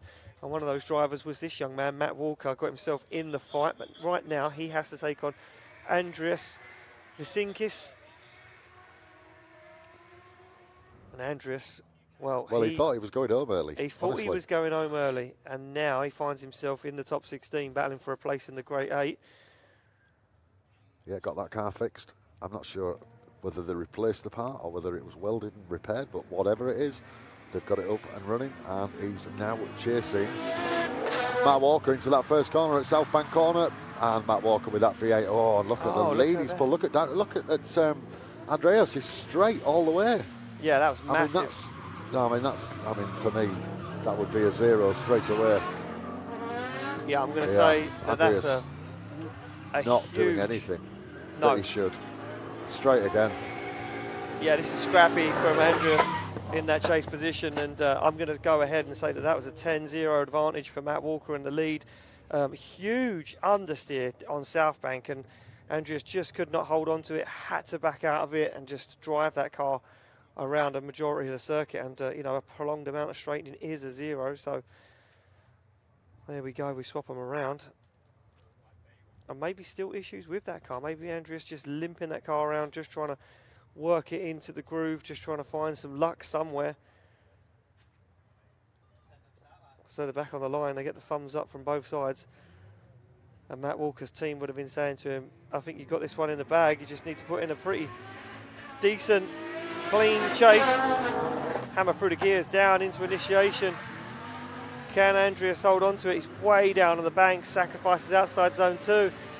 As they come down into outside zone 3, you can see Matt Walker giving Andreas the room to make the mistakes out front. They transition into that final outside zone. Matt Walker looks to make a dive for some proximity as Andreas goes 3 wheels off the edge of the track. And I think the first run of that decided everything. Oh, and it's in already, Ian. Rich Payne. Will it be unanimous? Yeah, I'm going to go and say it's unanimous. Matt Walker gets the win, takes Andreas out of competition. Yeah, huge straight and massive understeer. Definitely issues with that car. And we are getting through this top 16 very, very quickly. We are moving on to the next battle in our top 16. On this half of the bracket will be Steve Knott to take on Ben Mears. Haven't seen Steve Knott in competition yet. Got a bye run into the top 16. Ben Mears, though, gonna say he wasn't really in the groove this morning in practice. That car not playing ball. Now, starting to find his form, and he was absolutely ecstatic earlier on to win that top 32 battle. Can he take down a very, very confident Steve Knott, though? Don't know, but it's certainly going to be a good one. It certainly is going to be a good one. They're off through the chicane. Down they come, 2 S14s, both equipped with 6-cylinder turbo engines underneath the bonnet. Fire in. Ben Mears gives Steve Knott some room to manoeuvre. Now Ben Mears starts to rein him in on South Bank. Ben Mears on a nice safe chase line as Steve Knott fulfills all of those outside zones, looking very competent. But look at Ben Mears, a dive through the smoke as Ben Mears goes for the door, goes for the front wheel. Ben Mears out of nowhere, a man possessed. Through the smoke. Absolutely see the opportunity and said, if I don't take the dive now, there is going to be no opportunity to get myself back into the fight. Ben Mears making the right decision in my eyes to make that dive and gain that proximity back. Threw everything at it. He threw everything he had at that one. Whether the first half of the run was mediocre. I think Ben Mears just held back, waited for Steve Knott to get himself settled and then reined him in. But that dive started his smoke machine again. Yeah, absolutely. Turned it on from the moment they got off the line. And here we go. It'll be Ben Mears now to lead in Steve Knott. Steve Knott won't let Ben Mears get too far ahead as Ben Mears fires in. Gets himself settled, and you can see Steve Knott, look, reining in, just holding back, waiting for the right opportunity. Ben Mears not on the perfect lead line at the moment as they come through underneath the judging tower. Ben Mears starts to rein it in, and now Steve Knott makes a dive through the smoke, but it's not the same proximity. Oh, but can he get into it? Puts too much angle on, and Steve Knott has to wind it off.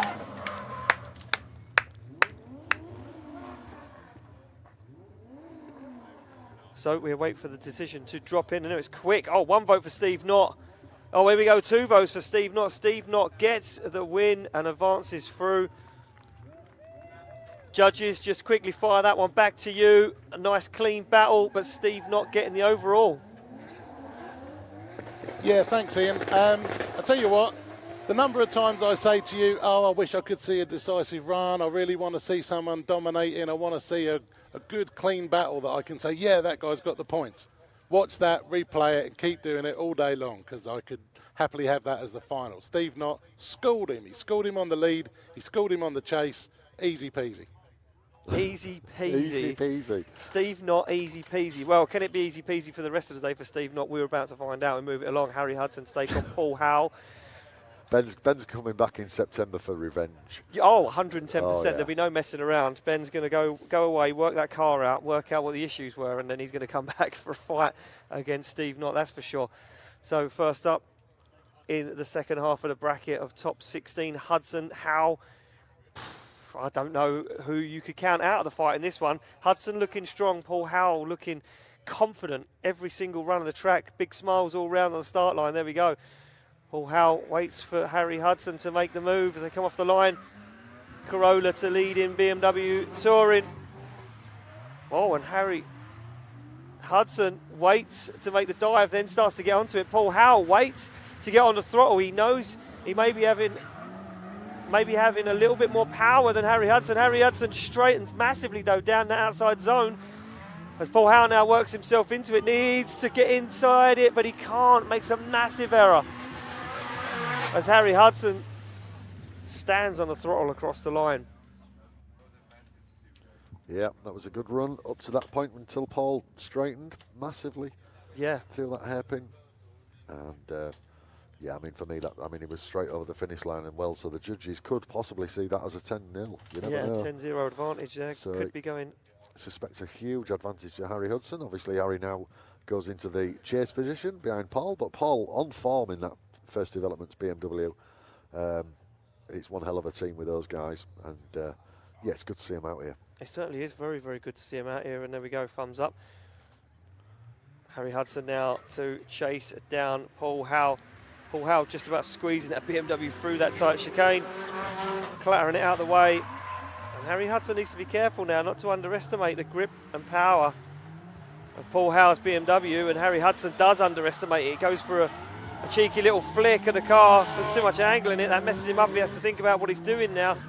Yeah, completely on the wrong line round South Bank corner for Harry, and a little bit of a straight. Oh, and Hudson throws way too much angle in it once again on the dive. Well, and he's straightened. Look, he's straight. I mean, that's a zero. Massive issues. It has to be a zero. So is it a 0-0 then? Is it going to be a one more time? Are they going to cancel each other out? Is it going to be a one more time? That's what I'm thinking. Did Harry Hudson say to Paul Howe, "You messed up, I'll give you another go"? Yeah, let's have a go. Let's do it properly this time. Oh no, look at this. Judges in favour of Paul Howe, 1 vote. Oh, Paul Howe gets the win. Okay. Paul Howe gets the win, takes Harry Hudson out of competition. Oh, there they are. They've woken up. They've woken up. So Paul Howe gets the win. Harry Hudson, yeah, I mean, massive shutdown straight and across the line. Oh, and Harry Hudson, do you know what? He looked on form. I had him in one of my top 5 this weekend, and unfortunately, maybe the commentator's curse coming into play a little bit there. We go back to the start line. Gary Mickey now to take on Ames Hill. And there we go. BMW convertible. 4-litre V8 underneath the bonnet. As Ames Hill starts to warm the tyres on the back of that Fast Star Nissan Skyline R34. And Ames Hill will be starting to calm the nerves now.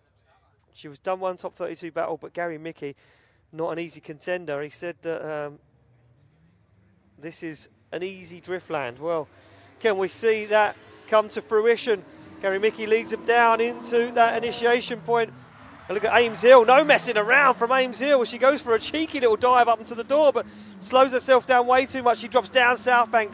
That's going to upset her line. She's going to have to reinitiate and massively straightens down into outside zone 3. Gary Mickey not having the same issue as he holds on to that nice lead line. Looks for outside zone 6 out the back end of the circuit.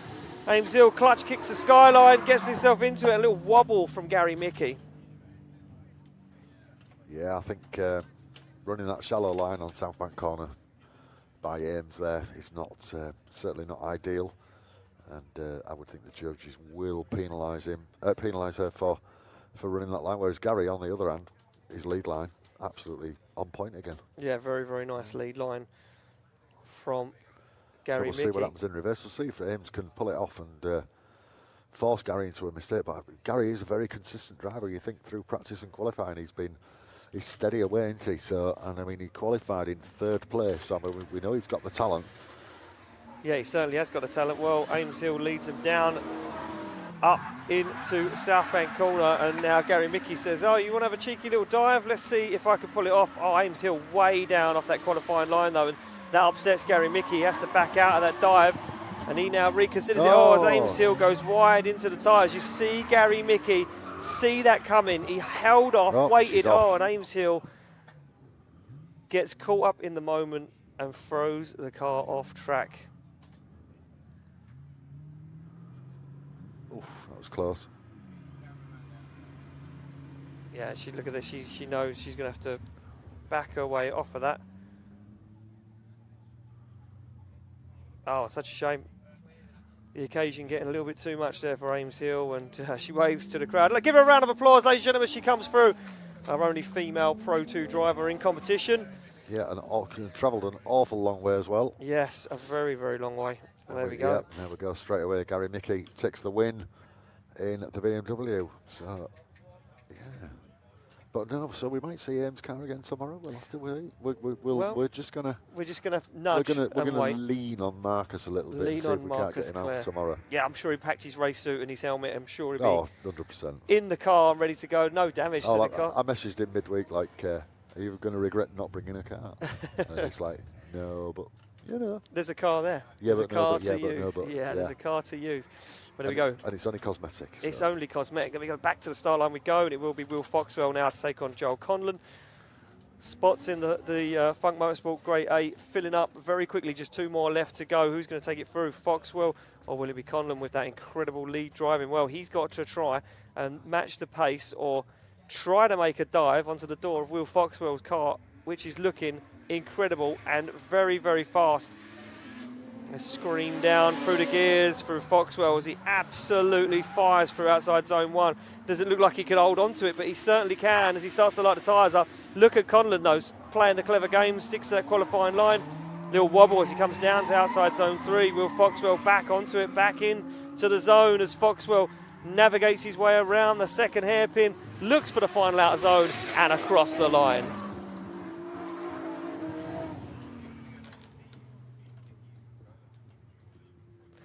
So there we go. Conlon out card once again. Another driver just not having the pace, just not having the car to bring to the fight this weekend. And I got a feeling in the off season there's going to be a lot of cars built with much greater horsepower for the Pro 2 class. I would agree completely. I mean, the Pro class has gone crazy. I mean, you were over at DMEC, weren't you, last weekend? Yep. And the power figures that you were talking about to me were just like telephone numbers. Telephone like, numbers. Really? Yeah, insanity. That European Pro level is just another level again compared to our Pro level out here in the UK. But nevertheless, these guys come down. It will be Conlon to lead in Foxwell. Foxwell on the radio to the spotters. He would have been saying, what do I need to do? They would have said, well, look, he's got an impeccable lead. You just need to play it cool. Foxwell straightens gets all the himself way from 2 to 3. and straightens again. Grip that car up to the 9s to try and put on a nice fight and a nice battle, but that doesn't play. And the judges always say if it's 2, if there is separation, the judges will judge the 2 runs separately, and it'll be car against car. So for me, in that first battle, Will Foxwell, very good lead line. Conlon, Joel, chase position, perfectly good line. Yeah. Slight advantage to, there we go. Slight advantage to Will, but that second run, I'm afraid Will be kicking himself on that one. But now, Joel Conlon then.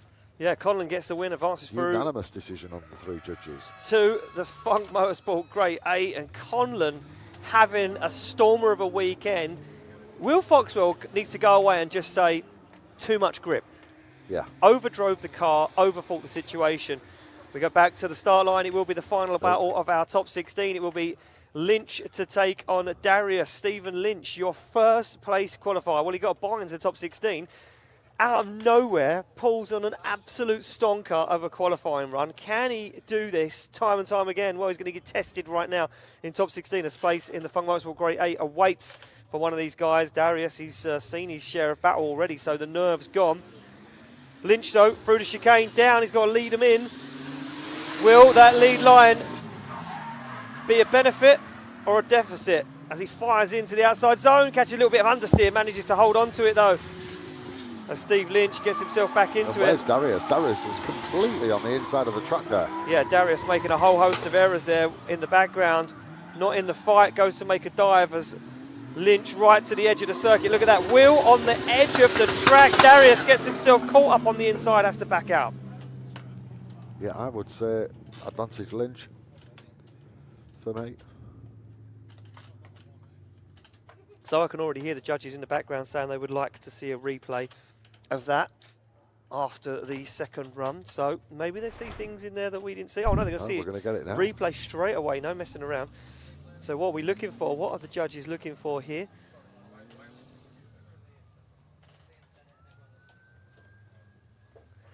So there we go, down they come. Stephen Lynch, nice line, little wobble though, look. But Darius, look at that on the inside. Look how far on the inside it is, like you said, Mark. He comes down on the inside, then washes to try and get back on that qualifying line. Darius gets himself into it. and that's when it starts that. Yeah, from clip 4 onwards is. But then again, look, gets himself caught up. Heat at the moment, dives onto the door, gets himself shut. Can't stay in it, has to back out of it and straighten across the line. Oh, scrappy from Darius, but now he sits in the lead position. Stephen Lynch sits in chase. There we go, thumbs up, hands down they go, and they're off the line. Stephen Lynch, this could be the perfect weekend for him if he could just keep his cool and stay in it. Can he find himself into that Funk Motorsport Grade 8? Well, Darius once again with that slow tentative initiation. He gets himself on a nice line, but look at Stephen Lynch right there onto the back bumper. Waits for Darius to manoeuvre. Shortcuts the circuit. Stephen Lynch misshifts massively right in front of the judging tower. You could hear the car on the rev limiter trying to get that car into gear. And Stephen Lynch does that one error overweigh the errors of Darius. That is what the judges will be looking at.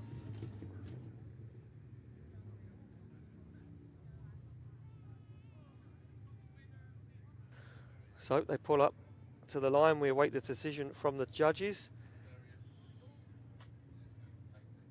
And I can hear the judges just deliberating. Here we go. 1 vote for Darius. 2 votes for Darius. It's unanimous. Darius gets the win. Advances through. Stephen Lynch out of competition. And Stephen Lynch, your first place qualifier, out of competition. And just going to ask James just quickly about that one. And he's looking away because he knew I was going to ask him. He knew I was going to ask him. Darius getting the win. Scrappy from both. Mistakes from Lynch, though. Yeah, pretty much a foregone conclusion. I think we'd have been debating a little bit on least errors, which is my least favourite thing in the world, as you know.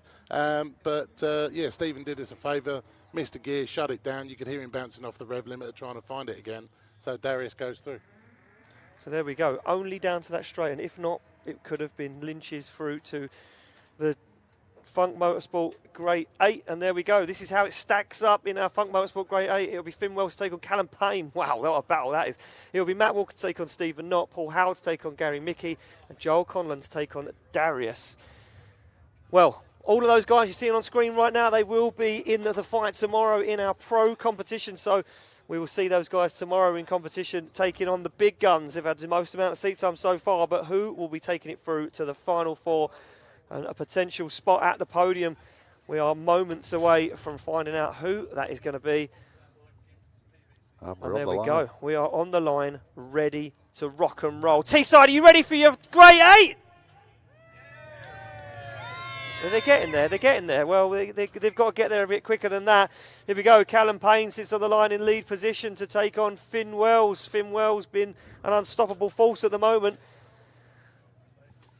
But Callum Payne, well, he is hungry for a championship. So we're just getting the car off the finish line. Callum Payne, door open, ready for action.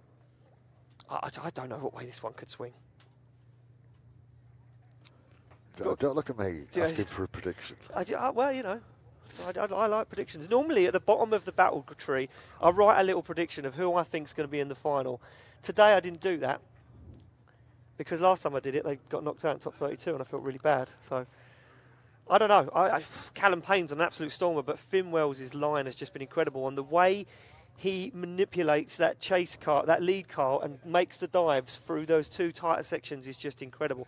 Can't take your eye off Finn Wells this weekend. Could it be the weekend they were looking for, or can Callum Payne rack up some more championship points?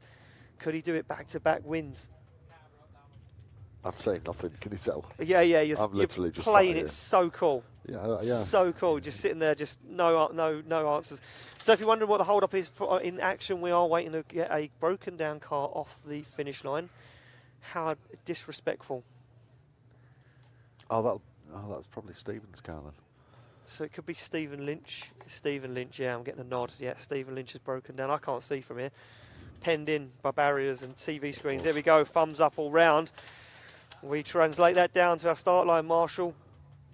Callum Payne to lead in. Finn Wells for a spot in the top 4 awaits. This is your Funk Motorsport Grade 8, up and away. Here we go. Callum Payne through the gears. Finn Wells is hungry for this. Separation opens up, but that means nothing to Finn Wells as Callum Payne sticks it wide onto outside zone 2. Look at the line. from Callum Payne as he absolutely fires away. But this is where Finn Wells comes alive. He starts to rein in that lead car through the tricky, tight part of the circuit.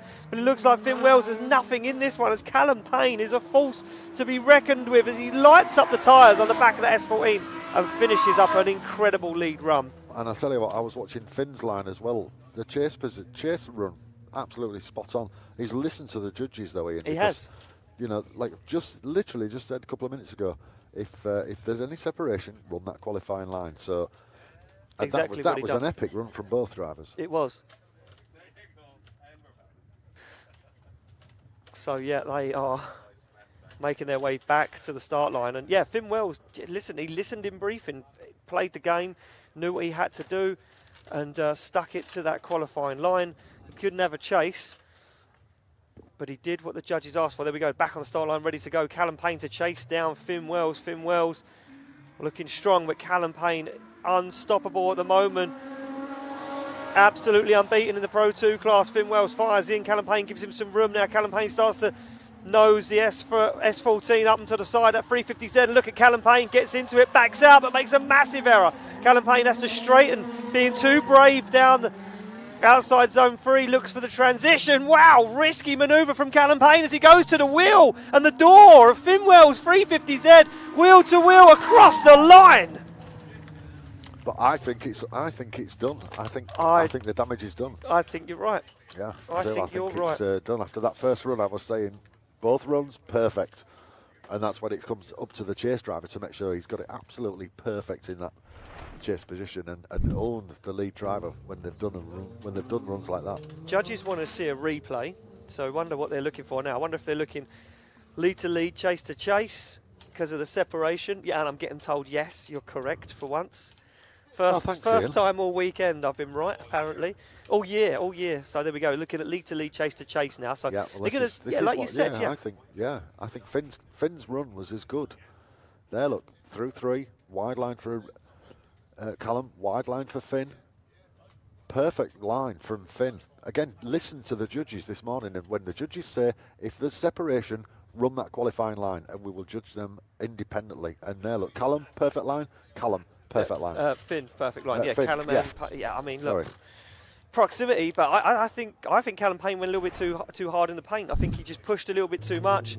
Yeah, I think Callum's going to feel the pain. He is going to feel the pain because he took it to the moon, and he shouldn't have done. He should have waited. He should have waited for that first hairpin, then made the dive, and then just sat there. You could have sat there almost left foot braking behind Finn Wells, and he didn't. He didn't do that. He got too hot-headed. And even here, look, took a cheeky little nose up the inside. He said, well, that's a nice lead. I can get in here. Started to get himself into the crease.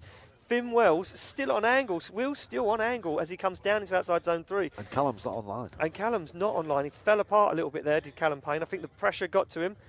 Finn Wells, once again, nice transition. Callum Payne, though, from this point out, look, he's angry. Look, nose right up onto the door. Finn Wells, textbook lead. Oh, do you know what? But there was no mistakes in that first run from either driver. No, that's where I'm looking at it from. For me, the lead and chase on that first run, no mistakes. Oh, they're looking at a replay of the second half of the run again. This one, a tough one. We're definitely going to have to go to the judges after we get a decision. And if you're at home thinking, that's easy. It's an easy decision. Callum Payne straightened, he made a mistake. It's not. And this isn't an easy decision because this is for a spot in the Final Four. This is for a chance at the podium today. And for Callum Payne, this could be the championship upset that he wanted. Callum Payne way offline there. That mistake for me was massive from Callum Payne. The judges might say it's due to Finn's speed, but you can't penalise him for the car. I don't think so, anyway. No, you anticipate that. Look, these guys would have been watching each other drive all day, and the spotters, Callum Payne's spotters, would have been watching Finn Wells, and they would have said, look, he's not the fastest guy on track, but he's got a very nice lead line. You just need to give him the room and then rein him in over the run, through the 2 hairpins, make the dive, get comfortable, sit on the door. So, looks like the judges still deliberating this one for a moment, waiting for the decision to come in. Oh, and they're still going at it. They're still arguing the point. So, I mean, I'm hearing all sorts of things here. I'm hearing Yeah, all yeah. sorts of things here. We got any Callum Payne fans in the house? We got any Finn Wells fans in the house? His mum is the happiest mum ever. She's in the sun. She's watching her son drive. Who wants to see her one more time? Nobody. Everyone's nervous. Who think Callum's got the win? Who thinks Finn's got the win? His mum definitely mum. does. Yeah, his mum. She's absolutely over the moon. Oh, here we go. Decision's in. blimey, One see? vote for Callum Payne. Ooh, is it going to be a split decision? Is it going to be a split decision? Payne and James. Oh, no, Callum Payne Payne gets the win, advances through to the final four. Judges, we have to come to you. That one was incredibly tight. James went split. He said it one more time. So Callum Payne gets the win, 2 votes to 1. James, you wanted it one more time. Peden and Rich said Callum Payne had it. Yeah, look, we're in a judge sport. I'm a judge. I have a viewpoint on things. My colleagues have different viewpoints, and we weight things differently. That's the problem with drifting as a whole, if you like. It relies on our interpretation of what we're seeing in front of us. Now, for me, my default position in life is I want to see a clear decision. I'm sick and tired of always trying to choose least worst, as I call it. And for me, I think Callum was nicely up, and on the second run through, it looked like he was going to do great. Then he straightened really badly. Now, for me, that took it almost for Finn. However, on the replay, when you watch, actually, when Finn was leading, as he comes from 2 up on the banking towards 3, he does quite a big straighten. Now, for me, that's enough to take it from Callum made a big error, but had a very good lead run when he was in front, and possibly had enough in the bank, as it were, to go through. But my colleagues were both feeling that Callum still had enough in the bank to let it go, whereas for me, it would have been one more time. But hey, I'm an equal opportunities judge. So there we go, a split judging panel, and not an easy one for those guys to judge. There we go. We go back to the start line. It will be Matt Walker now to take on Stephen Knott for a spot in the final four. Payne makes his way in, continues that championship run. Here we go, thumbs up. Steve Knott, apparently, well, as the judges said, just do what Stephen Knott done, because he done it textbook. But can Matt Walker upset the apple cart? Stephen Knott's been looking good all weekend. Look at the distance he pulls on the initiation, fires in to that south bank corner and puts the throttle down, starts to smoke out Matt Walker as Matt Walker holds on to it. Stephen Knott deep into outside zone 3 on a very nice lead line. Incredible run so far from Stephen Knott as he makes his way round the back end of the circuit. Oh! Where's Matt Walker? Spins in the smoke. There's Matt Walker. And the smoke screen fired up by Stephen Knott just clouds out Matt Walker, and Matt Walker puts in a spin. Wow, so such a shame there for Matt Walker. Matt Walker just goes to show you, if you're not on the door when these smoky cars, you cannot see, you get lost in the smoke, you're out of competition. And there you go, Matt Walker caught in the moment. And Steve Knott looks like he's drove away there with a 10-0 advantage sitting in the bank.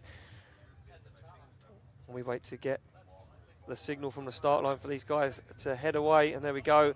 They are good to go. Steve Knott now chasing down Matt Walker. And Steve Knott would have been on the radio to the spotter saying, how do I play this one out? And they would have said, give him some room. You got it in the bank. You just need to hold on to it right now. Stephen Knott, look at that, playing it tentative up the back end of the circuit. Waits to make the dive down into Steve Knott. Steve Knott trying to rein him in, but Matt Walker just trying to drive away as Matt Walker looks to put a bit of distance between him and Steve Knott. But Steve Knott right there as both guys make a wobble before the line.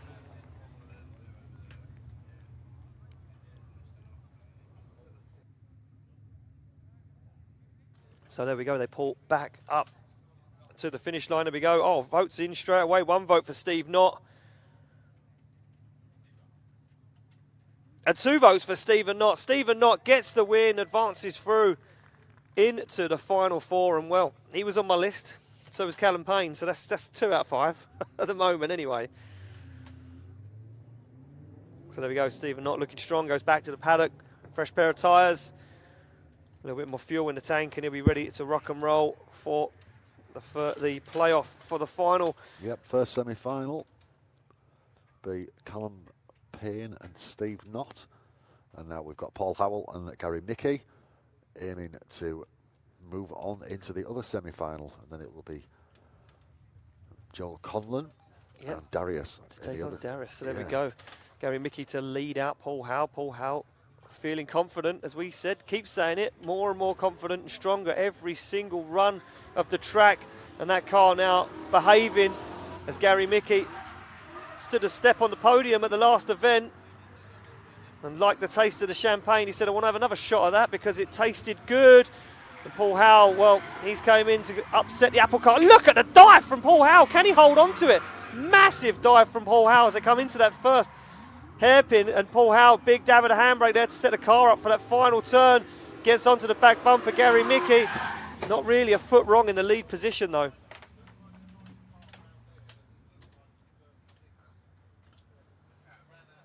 Yeah, I'm loving the way Gary's upshifting as he comes past us in the tower. You can just, you can hear him just literally massive clutch kick when he changes gear just to get it sideways again.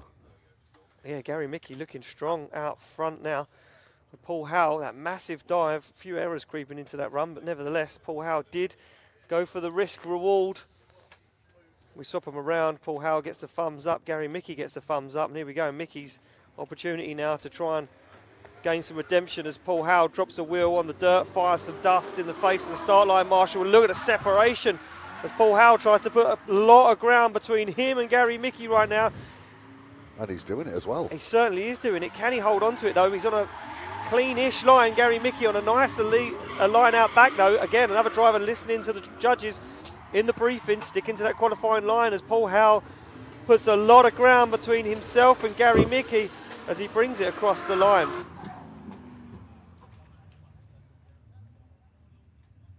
So there we go, up to the finish line. A spot in the final four awaits your Funk Motorsport Grade 8, getting hot and heavy here at Teeside.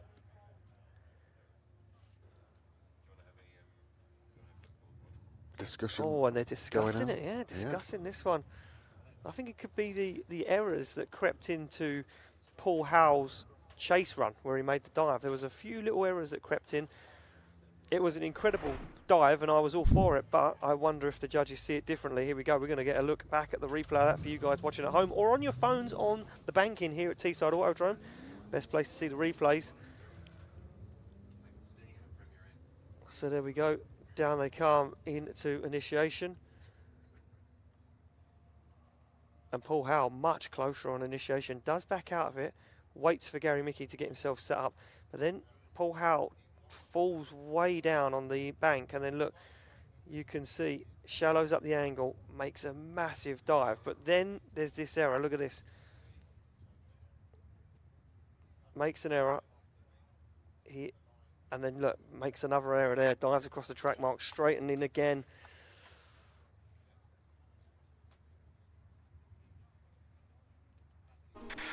Oh, and a straight got over the line, huh? Exactly, straight across the line there. So that could now start to weigh in the favour of Gary Mickey. We look back at the second run. We swap them around, and you can see how eager Paul Howe was to get away from the line. Drops a wheel on the edge, off the edge of the tarmac onto the dirt, fires some dirt up in the air. But look at the separation. And the problem is, for Gary Mickey, once he lost that ground, there was no claiming it back. There was no way he was going to try and gain that ground back. No, Paul's got some grip in that Tyre, absolutely. Yeah, seems to have really worked on it in the last few months, wound it up, got it to a place where they're comfortable, and now that car really working for Paul Howe. And I think, yeah, maybe where they've gripped it up so much in the chase position, just couldn't, you know, get it to do what they wanted it to do. So there we go, replay's done. Judges need to come to a decision or a one more time. And they look blank expressions in the judging area of the tower. They're just staring at each other like they don't know where they are. That's where they are at the moment. Oh, here we go, one vote for Paul Howe from Rich. Payne and James split. What way do they go? Payne and James votes to come in. Yeah, who is going to take it through? Oh, Payne says one more time. What does James say? Oh, it's going to be a one more time. It's going to be a one more time. Judges split decision. Headset goes on. We have to hear from the judges. One more times. Rich says... Well, Rich didn't agree with either of you. No. I can see an argument either way. One more time or for Paul. For me, the number of errors that were unforced by Paul when he was chasing, the chase position is there for you to show your strengths. It's set up for that. You've got a mobile clipping point, adjust to him, deal with it. He didn't. For me, that's pretty poor. The other way round, he gapped him at the start, but once the start's done and dusted, fine. He didn't exactly run away from him. Gary didn't exactly do anything amazing with it. But on balance, first run I had pretty even. Second run I had pretty even. I just can't see enough to make a decision. Rich felt that Paul probably had just edged it, and I could see an argument for that. Payne sort of went with me, and I'd rather see it again if we've got time. There we go. So we've got the time. We're going to see it run again. It will be Gary Mickey to lead out Paul Howe. And Paul Howe now sits in that chase position, and the spotters, well, we know the spotter. He's going to be driving tomorrow, isn't that right, Mark? You reckon? I don't think he's going to. You don't think he's going to do it? You don't think he's going to bail it? Well, here we go. Down the start line they come. Gary Mickey to lead out Paul Howe.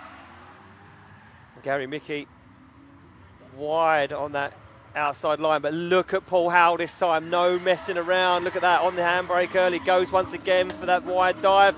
Holds onto it, keeps drifting this time. This is the one. This is what we look to see. A little wobble there from Paul Howe. Can he hold on to it? He needs to get himself into the fight. Upshift. Oh, he's wavering at the back end of the circuit. Made a hash of it on the last turn. Yep. No, but I think if I was his spotter, I'd be telling him to clutch kick instead of using the handbrake. Yeah. He's using the handbrake, and it's really upsetting the car. Yeah, and then he's having to work to get back into the groove. Whereas if he was clutch kicking, it would push him towards Gary a bit more rather than it slowing him down from Gary. And exactly. It would increase the angle rather than reducing it. Yeah, that's right. But, well, what would I know? What would you know? What would you know? Multiple years in drifting, multiple years of experience, but there we go. Off the line, and now Paul Howe once again looks like a replay from the first run. Is he going to try and put some distance between himself and Gary Mickey? Gary Mickey's not going to allow that this time. He knows how hard Paul Howe goes into that first turn. He says, well, if his tyres can hold on, mine can hold on, and not a lot of separation this time. Nowhere near as much as what there was in the first battle. Now as Gary Mickey looks for a dive, and he goes for it. Gary Mickey jumps up into the inside, makes a dive through the smoke, looks for the door, and Paul Howe is touring as Howe crosses the track and straightens before the line. I think that was it for Howe. I think Howe just signed his fate. I think there was too many errors creeping into it there for me, and I hate to be the bearer of bad news. I think we've got a decision. Here we go. And there we go. Look at this. 1 vote for Gary Mickey. 2 votes for Gary Mickey. Gary Mickey gets the win, advances through to the final 4. And too many errors. Too many errors from Paul Howe in the lead and the chase, and just... So, Conlon and Darius are up next. Yeah, the final battle in our Funk Motorsport Grade 8. Conlon and Darius. This is for the final place in the final 4. And then we will face off for a spot in the final and a spot in the 3rd and 4th place playoff. And as you can see, Joel Conlon having an incredible weekend so far. Can he keep up that pace, or can Darius upset him?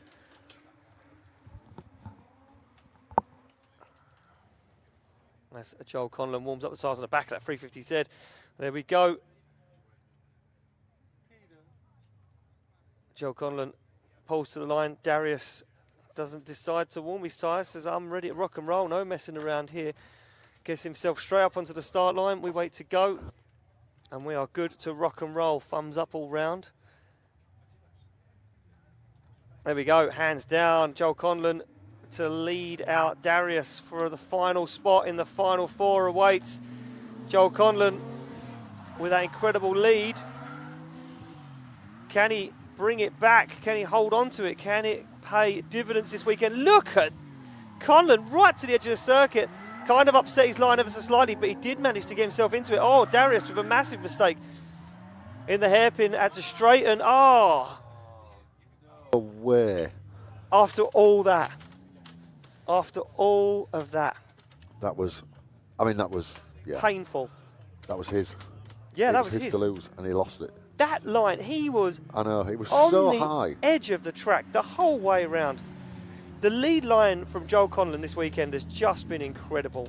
I just got that line dialed, made it work, and then he's just been in the groove the whole time. And Darius has just literally looked up and thanked his lucky stars because he's just been gifted a 10-0 advantage. Yeah, absolutely. Yeah, it's uncharacteristic. I mean, the way he's driven today, through practice, qualifying, and up till now, maybe he's not been this far in competition before. Maybe the nerves are jangling. Maybe he's so intent on getting in that final four that the moment just got to him. The heat of the moment just got too much for him. So there we go. They pull back to the start line, and it will be Darius now to lead out Joel Conlon. Yeah, don't forget we're back here tomorrow with the pro class. Yeah. Up at Teeside. We are live again tomorrow from 1 o'clock for qualifying, 3 o'clock for the finals. The big guns. Big guns out on track tomorrow. Some heavy hitters out track. Yeah, Bags is already here, and Matt Denham's coming tomorrow as well, but we'll worry about that tomorrow. In the meantime, Darius then, in that lead position, just has to run a nice, steady lead line, do nothing silly. He doesn't have to be a hero. And Joel will be out of the competition, and Darius will go into the first of our 2 semi-finals, and Darius then just 1 hairpin to get round. Joel showing that he could have done it, and Darius comes over the line. And with a 10-0 advantage, it will be Darius that takes the win. Yeah, I mean, doesn't take a genius to wear that one out. Unfortunately there for Joel Conlon, he bows out of competition, and Darius takes the final place in our final 4. And there we go, that is it, decided and made official. Well, what an upset. What an upset so far, but the championship pretty much still alive. Gary Mickey still in the fight. Callum Payne is still very, very much in the fight, but he has a heavy contender coming up next. Let's take a look at the battle graphic for our final 4. And here we are, Callum Payne to take on Stephen Knott, Gary Mickey to take on Darius. And Darius will be feeling more and more confident every single pass of the circuit. But right now we can hear the tyres in the background being warmed up of Stephen Knott's incredible S14. Callum Payne, though, I don't know. Lower qualifier, sits in the chase position. Stephen Knott to lead. Stephen Knott. Well, yeah, I mean, Stephen Knott's not got any points on the No points. No points on the standings. Whereas Callum is currently in 4th place with 32, and Gary Mitch is in 5th, just behind him. Wow, so this is all to play for. And obviously, Joe Smith is out, Harry Archer's out, Aaron Grantham's out, and Harry Hudson's out. So, yeah, it is all to play for. So here we go, down onto the line they go. Stephen Knott fires in. Callum Payne knows he needs to bring it to the door if he's going to win this one. Oh, a little wash on the front end from Callum Payne as he watches Stephen Knott make his way down. You can see Stephen Knott has dialed on the grip. Stephen Knott goes very wide, takes the back bumper off.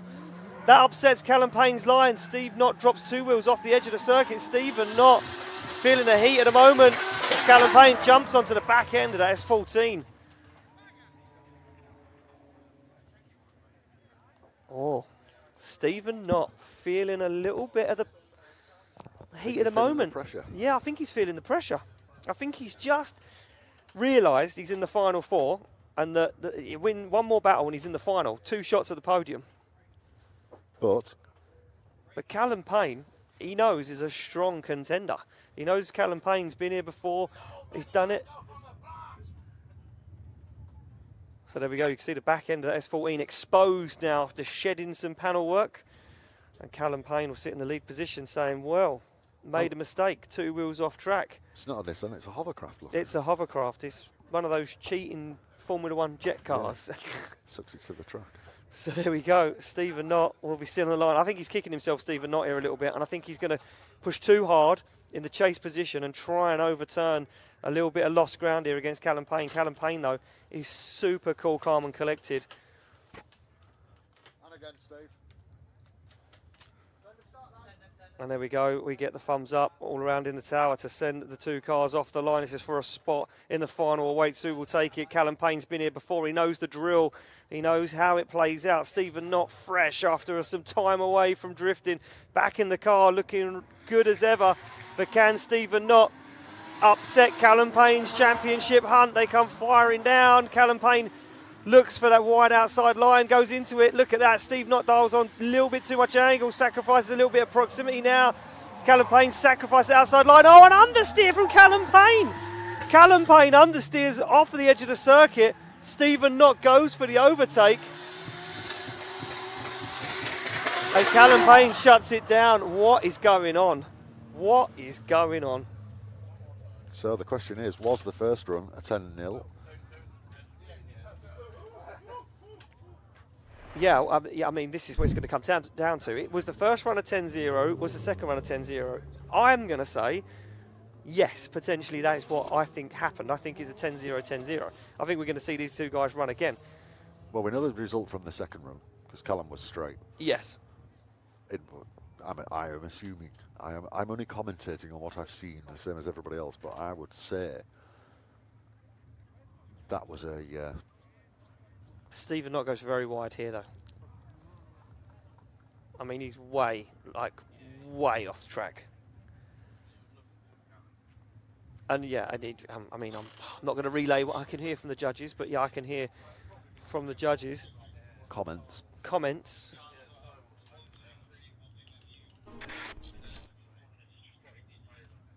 So, I'm going to see the second half of the run. What happens to Callum Payne? Why does that car miraculously, out of nowhere, hasn't done it all weekend, just understeer massively down into that first hairpin? So uncharacteristic. We haven't seen this happen on Callum Payne's car all weekend, and then all of a sudden, it just understeers massively. Yeah, I mean, Steve gets that into the angle, puts his foot flat to the floor, but then Callum's a little bit straight there as well. Going on to it, and then it's literally just understeer. Massive understeer. And Steve thinks, right, I'm having it. Doors open, he's going to take the opportunity. And Callum's not going to block his overtake, because obviously, yeah, we all know that the ethos of drifting is respect. Yes, of course. So, yeah. Well, here we go. I mean, it's so decisions in. Oh, Rich says a one more time. What does Payne and James say? Yeah, oh, it's going to be a one more time. So one more time, yeah. So 10-0, 10-0. They cancel each other out. Yeah, judges giving us the nod of approval there, like we know what we're talking about. So there we go. It will be a one more time. So I suspect Steve might need tyres on that black S14. Callum Payne is just thinking, that was lucky.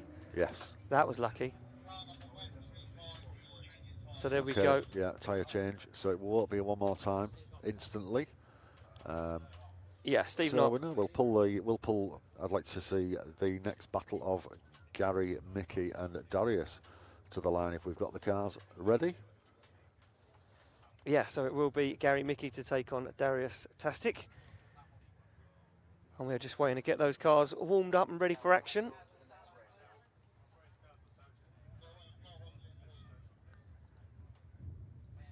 So we are waiting for a car. So we are waiting for Gary Mickey, I do believe. Yeah, we're waiting for Gary Mickey to make his way back to the start line. Well, he did it one more time with Paul, didn't he? With Mr. I wonder Howe. if he's run out of tyres. So he'll run out of tyres after them one more time, won't he? So just waiting for Gary to get his tyres on. Obviously, we've asked him to come to the line now because obviously it looks like Steve's destroying a pair of tyres every single battle. And of course, we have to thank our sponsors who make all this possible. Fast are our title sponsor. If you check out their social media, they are simply crazy about cars. They've just had a Bentley Continental GT over at Pike's Peak in America. Sadly, the weather conditions made it impossible for them to do the complete run. But up to that point, that car was looking like it was going to be a record-breaking car, but still an absolute excellent result for them. And yeah, check out their social media.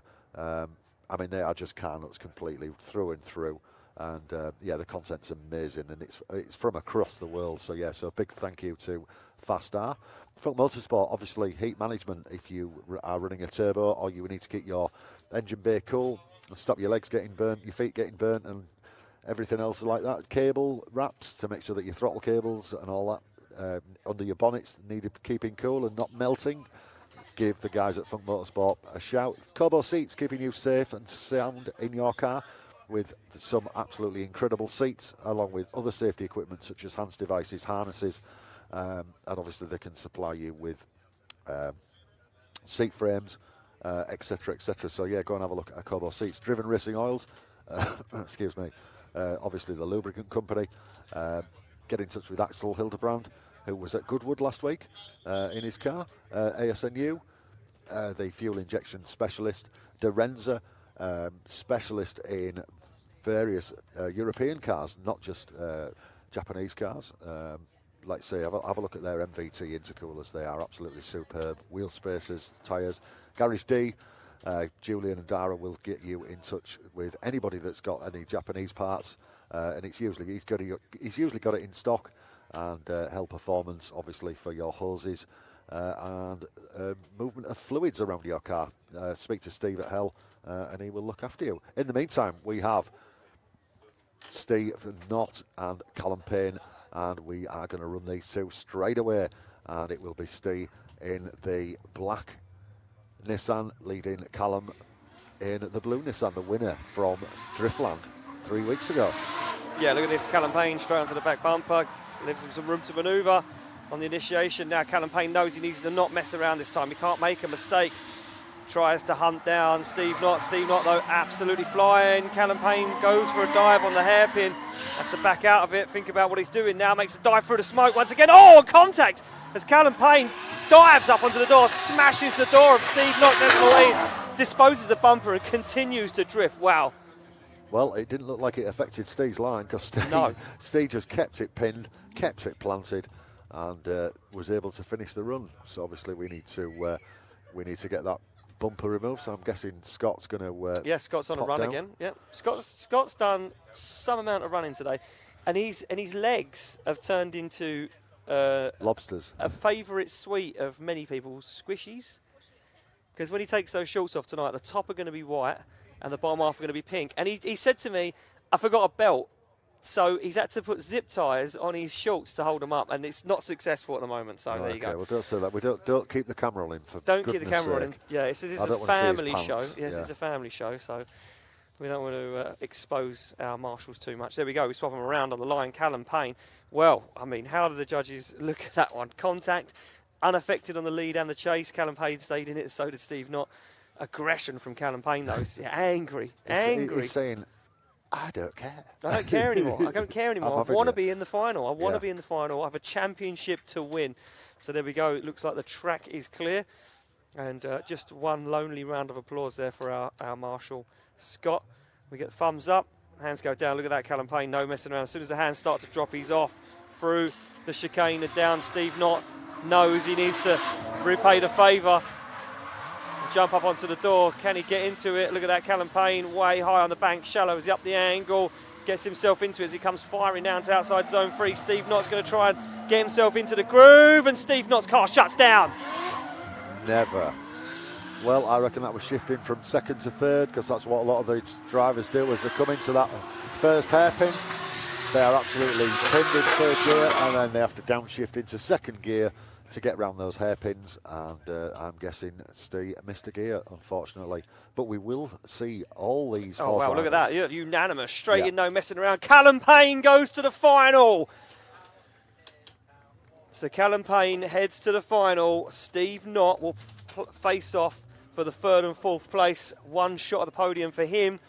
Who will he be going up against, though? Here's Gary Mickey ready to go. The aggression from Callum Payne says to me, you talk to that man in the paddock, very quiet, reserved. They call him Drift Jesus. Yes, I know. That's his Instagram. That's his Instagram, Drift Jesus, because he's so reserved and quiet.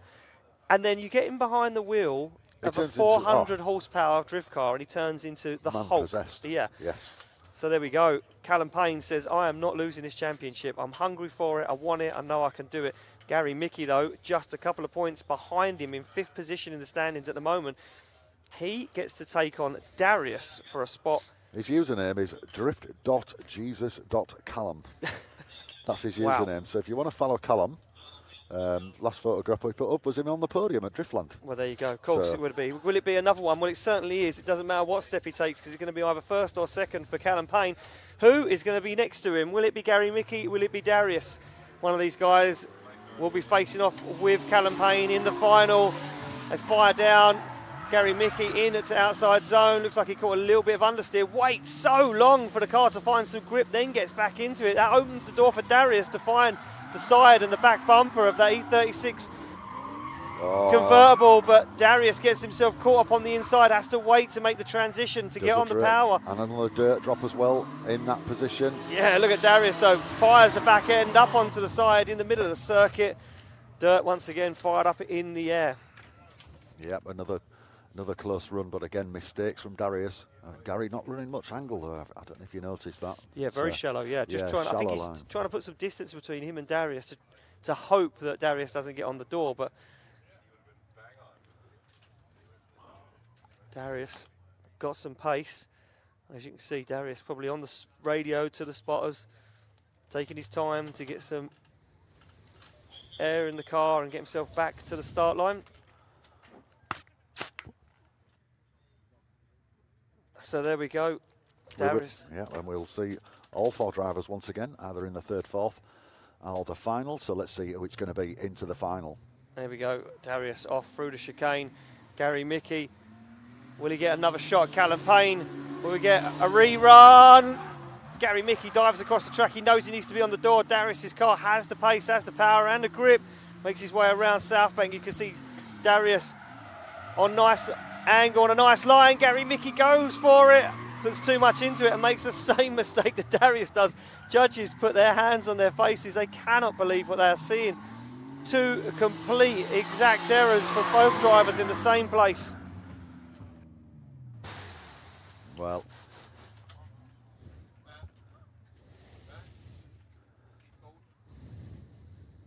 so judges want to see a replay of both runs, trying to work out what the situation is.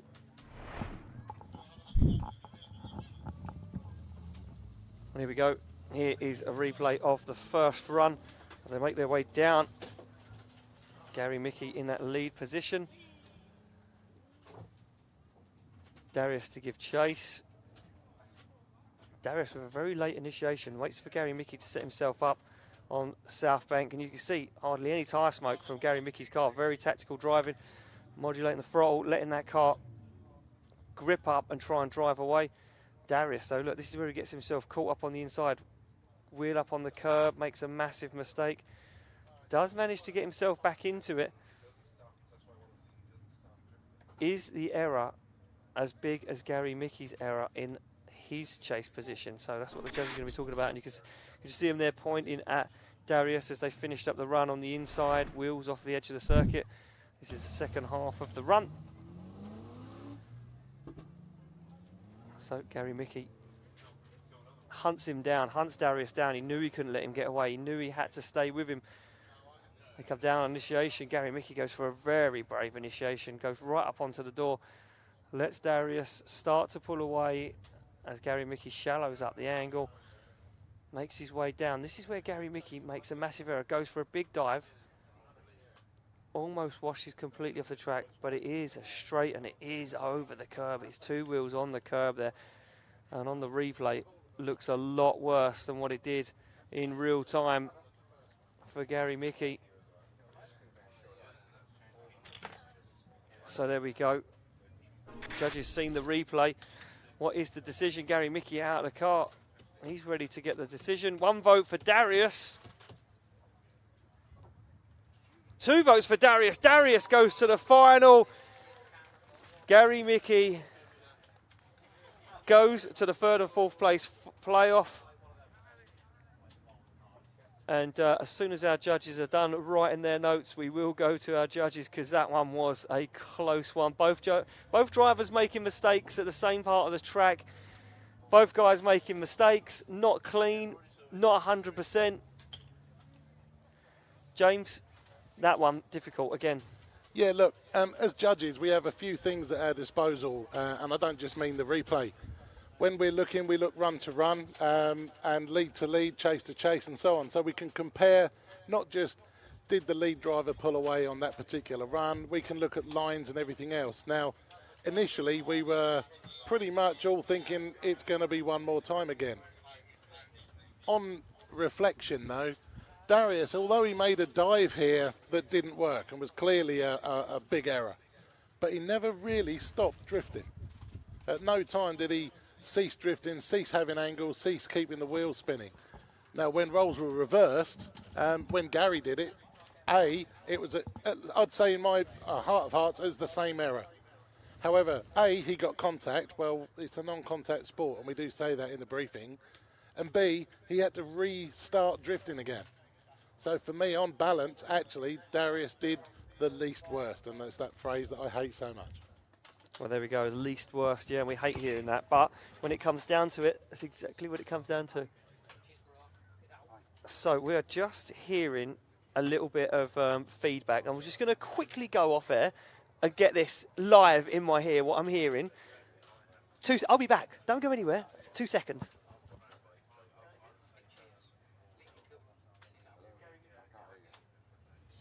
Wow. So a massive turn of fate for Gary Mickey, because we are hearing that Gary Mickey is out of competition. Gary Mickey's out of competition. His clutch is broken. And his car is leaking coolant, so he bows out of competition. So, ladies and gentlemen, your third place finisher here at round 3 in our Pro 2 competition is Stephen Knott. Stephen Knott will get the win. And look at that, everyone's happy over there in the Stephen Knott camp. Wow, I know he wouldn't have wanted a win like that, but sometimes you've got to take the hand you dealt. You know, you've got to take those aces when they come up, because they don't often get played out like that. So, are we going to send Stephen Knott for a bye run? Are we going to send Stephen Knott out for just a little bit of a show? So, so Stephen Knott is agreeing. Stephen Knott's like, listen, I've got tyres, I've got fuel. The sun's out. There's people here. You want to see Stephen Knott go for a fun bye run? Of course you do. I do. Smoke machine that is Stephen Knott in the Batmobile. Well, he's going to head to the start line, and he does get the win. He does take third step on the podium, and Stephen Knott will do a quick bye run just to celebrate taking third step on the podium. A year out, and he takes a podium. That's not bad going from Steve Knott. Wow. So, yeah, we, I'm guessing we're waiting on Callum and Darius. So, yeah, let's send Steve. Yeah, so Steve Knott is going to head out onto the circuit for a quick little show of what he can do to the fans. So we're going to wait to get him down on there. So that is third place decided. That means first and second. And obviously we've got the Driven Racing Oils hard charger. The Driven Racing Oils hard charger, which our judges apparently have decided. They know who's going to get the hard charger. They're winking at me. They're like, yeah, we know what's going on. So there we go, ladies and gentlemen, as he makes his way around the circuit. Give him a round of applause. Stephen Knott back after some time out of competition. What a way to come back. What a statement, an absolute statement of intent. And there is no shadow of a doubt that we will not see Stephen Knott out tomorrow with the pros laying it down. Worthy driver, worthy car, and this young man, well, we've missed him. We've missed him from competition, because what a guy. Ladies and gentlemen, Teeside, third place on the podium, Stephen Knott. So there we go. The Stephen Knott crew absolutely over the moon with that decision, and he makes his way down to the back end of the circuit. He's going to join us down in front of the judging tower to take that step on the podium after we get our final done and dusted, and our final will be Callum Payne to take on Darius Tastic. And here we go. Well, Darius doesn't want you to know anything about him. He doesn't want you to see him, know his car, anything. Unknown entity right now, but we know what Callum Payne is. He's done it once. Can he do it again? Can he take back-to-back wins here at the UK Drift Championship round 2? He looked rock steady, and he looks rock steady today. Brand new, fresh pair of tyres on, seatbelts tightened. And he gives the thumbs up to our start line marshal to says, I'm ready to go. I am ready to rock and roll. Darius pulls up and says, this is a bonus of a weekend. Yeah, no warming the tyres up, just straight to the line.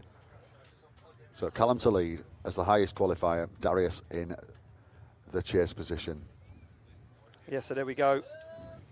Right, make sure you make some noise for these boys as they come round. They have worked hard in this weather today. It's hot up on the there on the banking, but you imagine what it's like in their overalls. Yeah, exactly. Can you imagine? They come down through the gears. Callum Payne fires in. He knows it's just 1 to 2 more runs left to go. He goes way high on the bank, flirts with the edge of the tarmac. Can he hold on to it? Of course he can. He's Drift Jesus. He sticks it into that first hairpin as they come round. They transition. Darius waits for the transition to try and find the side of the S14, but Darius has nothing in it as Callum Payne hammers the throttle through the floor and across the line. Yep, really good lead run there from Callum. So high on that banking, absolutely phenomenal. Darius, he had nothing, did he? He just couldn't get near him. So now we'll see what happens in the on the return with Darius in the lead position. See if Darius can pull off an epic lead run. Of course, these guys are all eligible to take part in the pro competition tomorrow, with Bugsy and Matt Denham making their debut with his 700 brake horsepower S13. You know, Andreas is back. Andreas is back. Nathan Chivers is back. The grid is stacked. The grid is stacked. So, ladies and gentlemen, they're making their way around. I'm going to stand up for this. I've stood up all day. I'm hot and sweaty. I don't know about you guys on the bank. You got your shirts off. No one wants to see that from me. Teeside, make some noise! No, you have to do better than that, Teeside. Tomorrow we're going to sell this place out. We've got our pros coming to do battle. Before we send these two guys off the line, Teeside, I want you to raise the roof and make some noise for Callum Payne and Darius. Are you ready for the final run of the day? There we go. Thumbs up all round in the tower. Stevie gives a thumbs up to our start line marshal, Dale. It's Darius to lead in Callum Payne. This could be it, the final run of the day. Who has got it? Callum Payne looks so strong. Is he going to go for the dive? Is he going to make a mistake? They smash through the gears. Down they come to the initiation. Callum Payne gives Darius the room to manoeuvre. Now he starts to rein him in, starts to draw in that BMW. As Darius goes wide, you can see Callum Payne shortcutting the circuit, but he's made a massive mistake. Callum Payne makes a huge mistake. He goes for a dive on the hairpin once again. As Callum Payne looks for the side of Darius, his BMW, contact, puts himself in danger and straightens again as Darius clutch kicks the BMW E46 across the line. And you know what? I think that is it. I think that is all she wrote. And there is just one more thing to do before we head to the podium. We need our judges to give us that all-important words. And they want a replay. I mean, talk about hype it up and smash it down with sledgehammer. You guys are unbelievable today. Glutton for punishment, replay after replay. So here we go. They're going to look back at this one. Looking for the fault. What are they looking for? There was a barbaric amount of mistakes from Callum Payne. Look at this, though. Fires through, lead position, looking strong. Flirts so close with throwing that car off circuit. The lead line is just absolutely textbook. Nice angle, down into outside zone 3. Sets that car up perfectly. Darius, though, in the background, not making a whole host of errors from where I'm sitting. Doesn't have a good proximity. Goes for a dive, just cannot get himself into the fight. Callum Payne, though, you can see grip that car up to the absolute 9s to try and drive away from Darius. And then we see the replay as they swap it around.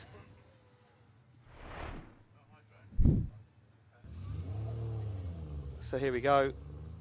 Down Darius leading Callum Payne in. Callum Payne just no regard to the body panels on Darius's BMW. Callum Payne says there's not enough tyre marks on that car, so I'm here to bring some pain. Look at that, nice initiation from Callum Payne. Dives straight up onto the door, gives him some room to manoeuvre, waits. Drops down the bank, big mistake from Callum Payne there because he drops down, has to straighten, reinitiate. But Darius not on the perfect lead line, as you can see there, goes wide. And this is where Callum Payne really starts to bring that aggression. Bang! So, what way do the judges see it? Well, they've got the headset on, so that can mean only one thing. Judges, do we have a decision? Yes, Ian, we do. And there we go. Everyone enjoyed the day. Well, there we go. I certainly did. I don't know about you guys at Teeside and you guys watching online. We are heading down to the podium. We do have a decision, and I'm going to get told those all-important final 2 and the final three, and of course our Driven Racing Oils Hard Charger.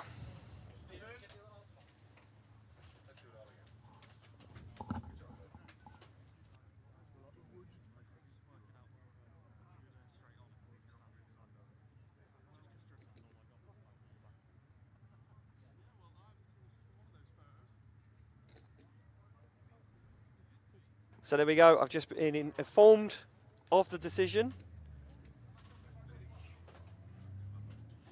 And we're going to get our drivers down in front of the judging tower to receive the decision. I'm going to stay where I am because I'm literally right on top of the podium. No point me coming down there. No sprinting across the track for me. Mark, back in the commentary tower today. Have you enjoyed yourself? You look drained. I have. Yeah, I was here at 6 this morning. Yes, it's been a long. And I was here till 11 last night, something like that. So yeah, it's been a long day. It's been a long day, man. I've had my fair share of long days as well. Yeah, fair share, I've had my long share. But no, absolute wicked day. Yeah. Yeah, it's been an incredible day. Yeah, I've had a long day, an incredibly long day as well today. But what a day! Pro2s never ever fail to put on a show. Entertainment. It's just entertainment value. Entertainment every single run. And it's so incredible to see these guys grow into their cars and grow into the runs and just find their form. And what a day. Tomorrow we do it all again. We kick off qualifying at 1 o'clock with our pro drivers and battles at 3 p.m. I'm excited for that. The sun, well, we've booked it for another day. We've got another 50p in the meter. So we're going to have sunshine again, blessing Teeside Autodrome. And we are waiting to... get our guys down as some of the crew from Darius's team make their way down in front of the judging tower.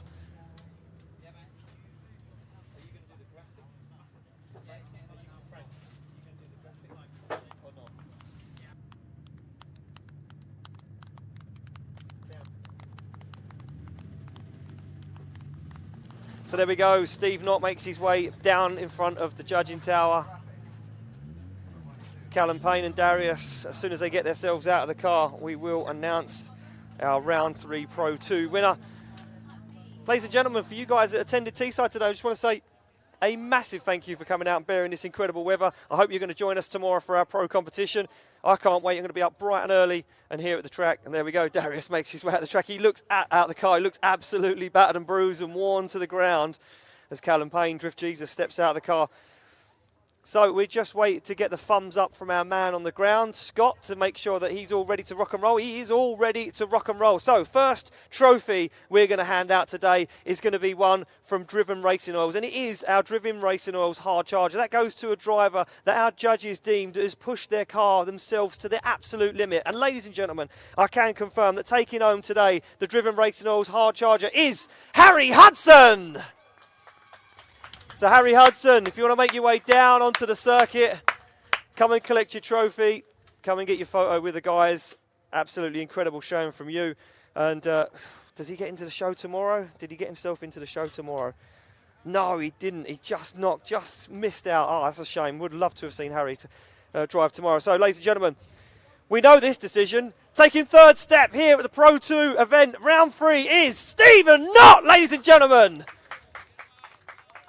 Steve Knott takes third place on the podium. A warm welcome back to UK Drifting after a little hiatus. And that man, well, what a statement, what a way to come back. But that means that we have just this final decision. These two guys battled hard. Payne has been pushing for the championship. It means everything to him. But Darius, well, he came in here this weekend to upset the apple cart. Taking the win here at round 3, Pro 2. Ladies and gentlemen, raise the roof for Darius Tastic! That means taking second step on the podium. Make some noise for Drift Jesus himself, Payne!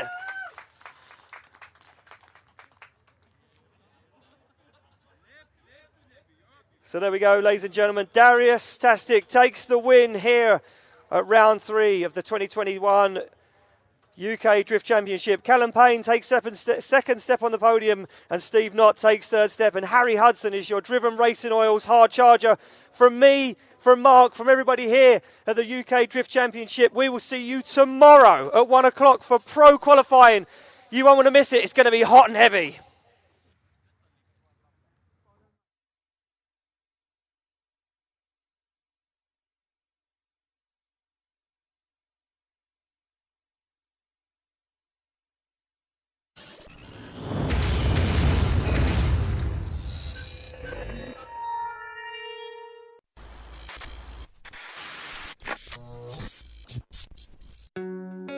We are Funk Motorsport, your heat management specialists. Based in the UK, we strive for perfection, developing thermal products trusted by professional race teams and drivers worldwide. Performance, protection, reliability.